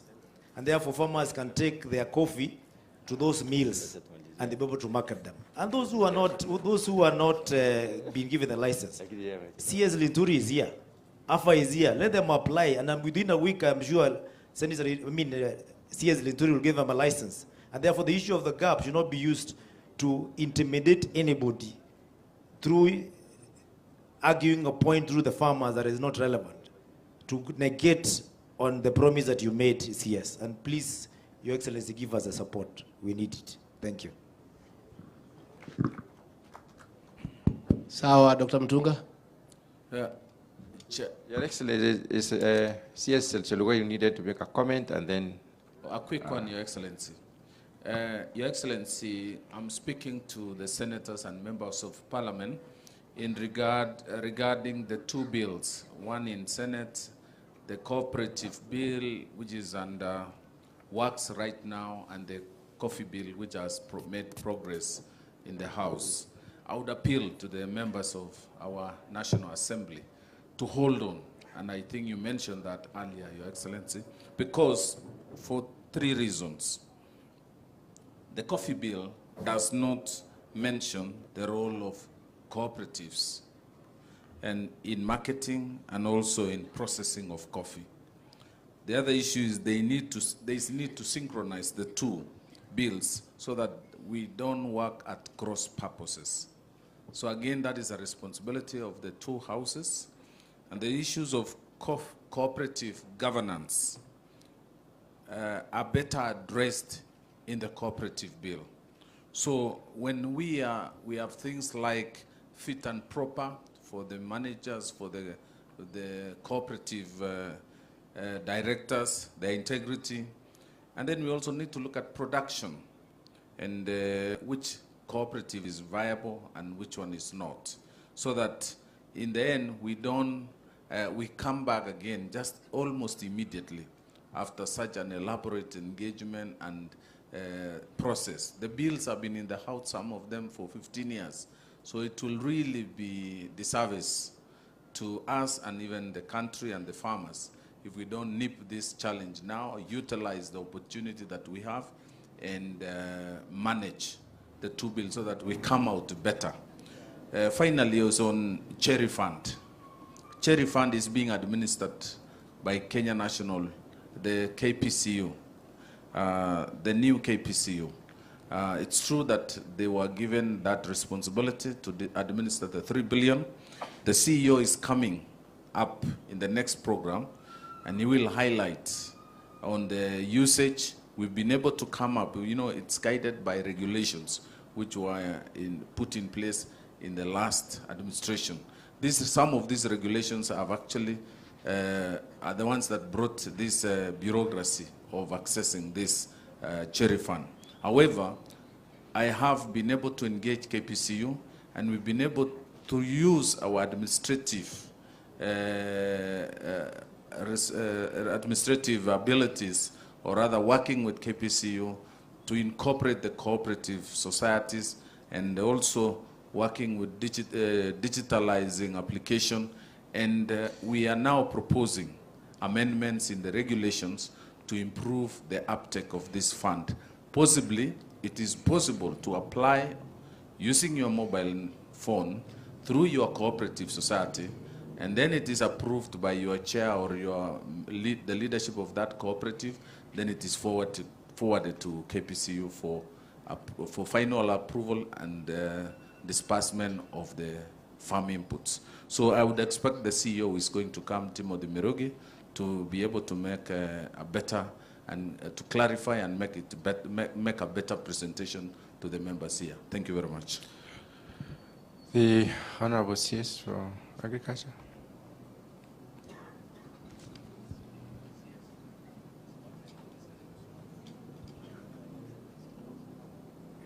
Okay, Your Excellency, I would like us now to retire this team. Please, a round of applause for my colleagues. Well done. Thank you very much. I think we are making good progress, isn't it? We are very enlightened, and this is very interesting. It's very informative. It's very educative, and I think we'll get somewhere. I wanted us to agree on the way forward because we are consultative leadership. From the program, there is supposed to be another, I'm told, about 40 minutes presentation on the Colombian experience, the Ethiopian experience, KPCU, and others. Then after that, we were supposed to form various groups for the identified thematic areas, so that in the morning, the first 2 hours, the groups sit differently and come up with recommendations, so that once we reconvene the plenary, all the thematic group areas, the groups can present, and then from there we start now agreeing on the final resolutions for implementation. So I don't know whether we want to continue and listen to that presentation, or we close, we start with it in the morning, then we break into the groups. I don't know, what do you think? Morning, eh? Because of the level, you know, of concentration. Because I think we have had it the whole day. So let us agree this way. that we reconvene at 8, and please, at least tomorrow, because we are sleeping here, let's start at 8. Then we have 1 hour presentation. Then in 10 minutes, we agree on the various groups. Some people can start working on the groups now. They can work overnight. Then we break. I believe there are certain rooms that have been set. We break for 2 hours so that each group can now study what has been discussed and that is specific to the area they have been assigned, and now come up with recommendations. So then again, we convene at about 11, and then we start listening and agreeing on the solutions. So that after lunch, we come back, we read the resolutions, so that by 3 o'clock, we can be able to wind up the conference. Is that in order? But you can stay. I think accommodation is paid up to tomorrow. So there is no hurry. Kwa kwetu wanasema siku ya kuni ni ya. So I think if we can agree that way, I think we can then reconvene at 8. Then we have those presentations. Then we break into the various groups to deal with the thematic areas. Then we reconvene again. And then we start now working on the resolutions. It is my belief that by the end of the day tomorrow, even Waziri Chalugui, don't worry, even about the cooperative bill, we'll agree tomorrow how we deal with all these things together. And we'll agree also on the timelines. All I want to assure you and the people of Kenya is that the commitment of President William Ruto and our government is so strong that what you are worried about, that some mailers and marketers are intimidating people here, they can try. But at this level where we are, we cannot be intimidated. We cannot be swayed. We have to make hard and practical decisions. We must restore the glory of the coffee subsector, and the farmers must get commensurate reward for their sweat. That we are determined, and that's why we are here. And let these marketers not think we are just here for a joke. If they see we came yesterday, we are here for 3 days. This is a serious affair. But if they consider before tomorrow to increase the prices to 200, we can talk. Can't we? Yeah, we are reasonable people. Kuliko hii kusuguana na nyinyi na sheria na nini, mkikubali muache kukula profit yote, mkule kidogo, mupatie wakulima pesa ile mingi, tunaweza malizana na nyinyi. This forum here is sufficient. Si tunatosha kuabua. So the marketers, we can give you forum by the way tomorrow. I think we'll want to invite them. Wakuje hapa waongee. And argue their case before us. I think it's only fair. You know, the rules of natural justice dictate no person should be condemned unheard. So the secretariat, the conveners, can you look for the marketers? Let us allow them nafasi kesho. After the first presentation, before we break into the various groups for thematic areas, we can listen to the marketers, can't we? And the millers as well. Let them come here. We are reasonable people. We are not hostile. Probably we have formed a wrong perception about them. Probably they can persuade us differently. We start guided and persuaded. We are reasonable people. We are democratic. And we are engaging. We are consultative. We are willing to listen to everybody until we get a solution. And I would prefer if they can think about it at night and come here and give us guaranteed prices, then we can have a good discussion. There's no problem. Sisi tunataka mkulima apate pesa using whatever formula. If the existing marketers can give us the right prices, we don't have a problem, do we? Hiyo yetu ni hapo. So wacha hata hao tutawalika wakuje watueleze. So I really want to thank all of you for your patience, for your concentration, for your contribution. This has been very informative, and I want to say I am very impressed by the level of passion and resolve to get it right for the last and the final time, so that we'll never again have to call a conference to see how to sort out this sector. We will be calling a conference to discuss progress and how to make it better. But they say, if you find yourself in a hole, you stop digging and figure out how to come out. We must stop digging. And that is why we must change many things. But if the marketers come and convince us that is okay, that we can agree, na watuongeze pesa, Monday is not far. Kuna shida, tunaweza kubaliana. About what the minister has said, Linturi, we'll agree on the framework to make sure that there is no disruption and there is continuity. And I want to tell you, this government cannot be intimidated by the cartels. Watafuta watu wengine. And the reason is only one, that the president and I and Linturi, Kuria, we are not conflicted. Why it has been impossible to get reforms in the coffee subsector is that previous administrations and the players were conflicted. Wakitafuta, wanakuja wanakuona, wanakuambia hii. Hata kuna wengine walikuwa wananitumania, wanasema wachana na hii maneno DP. Tunaweza tafutia wewe hata kama ni 50 cents for every kilo sold. Sasa nikaambia mimi sisi kama tulikataa kuchukua pesa ya Uhuru na Azimio tuende pande yao. Sasa hii akawa ndio tunaweza chukua ya wakulima.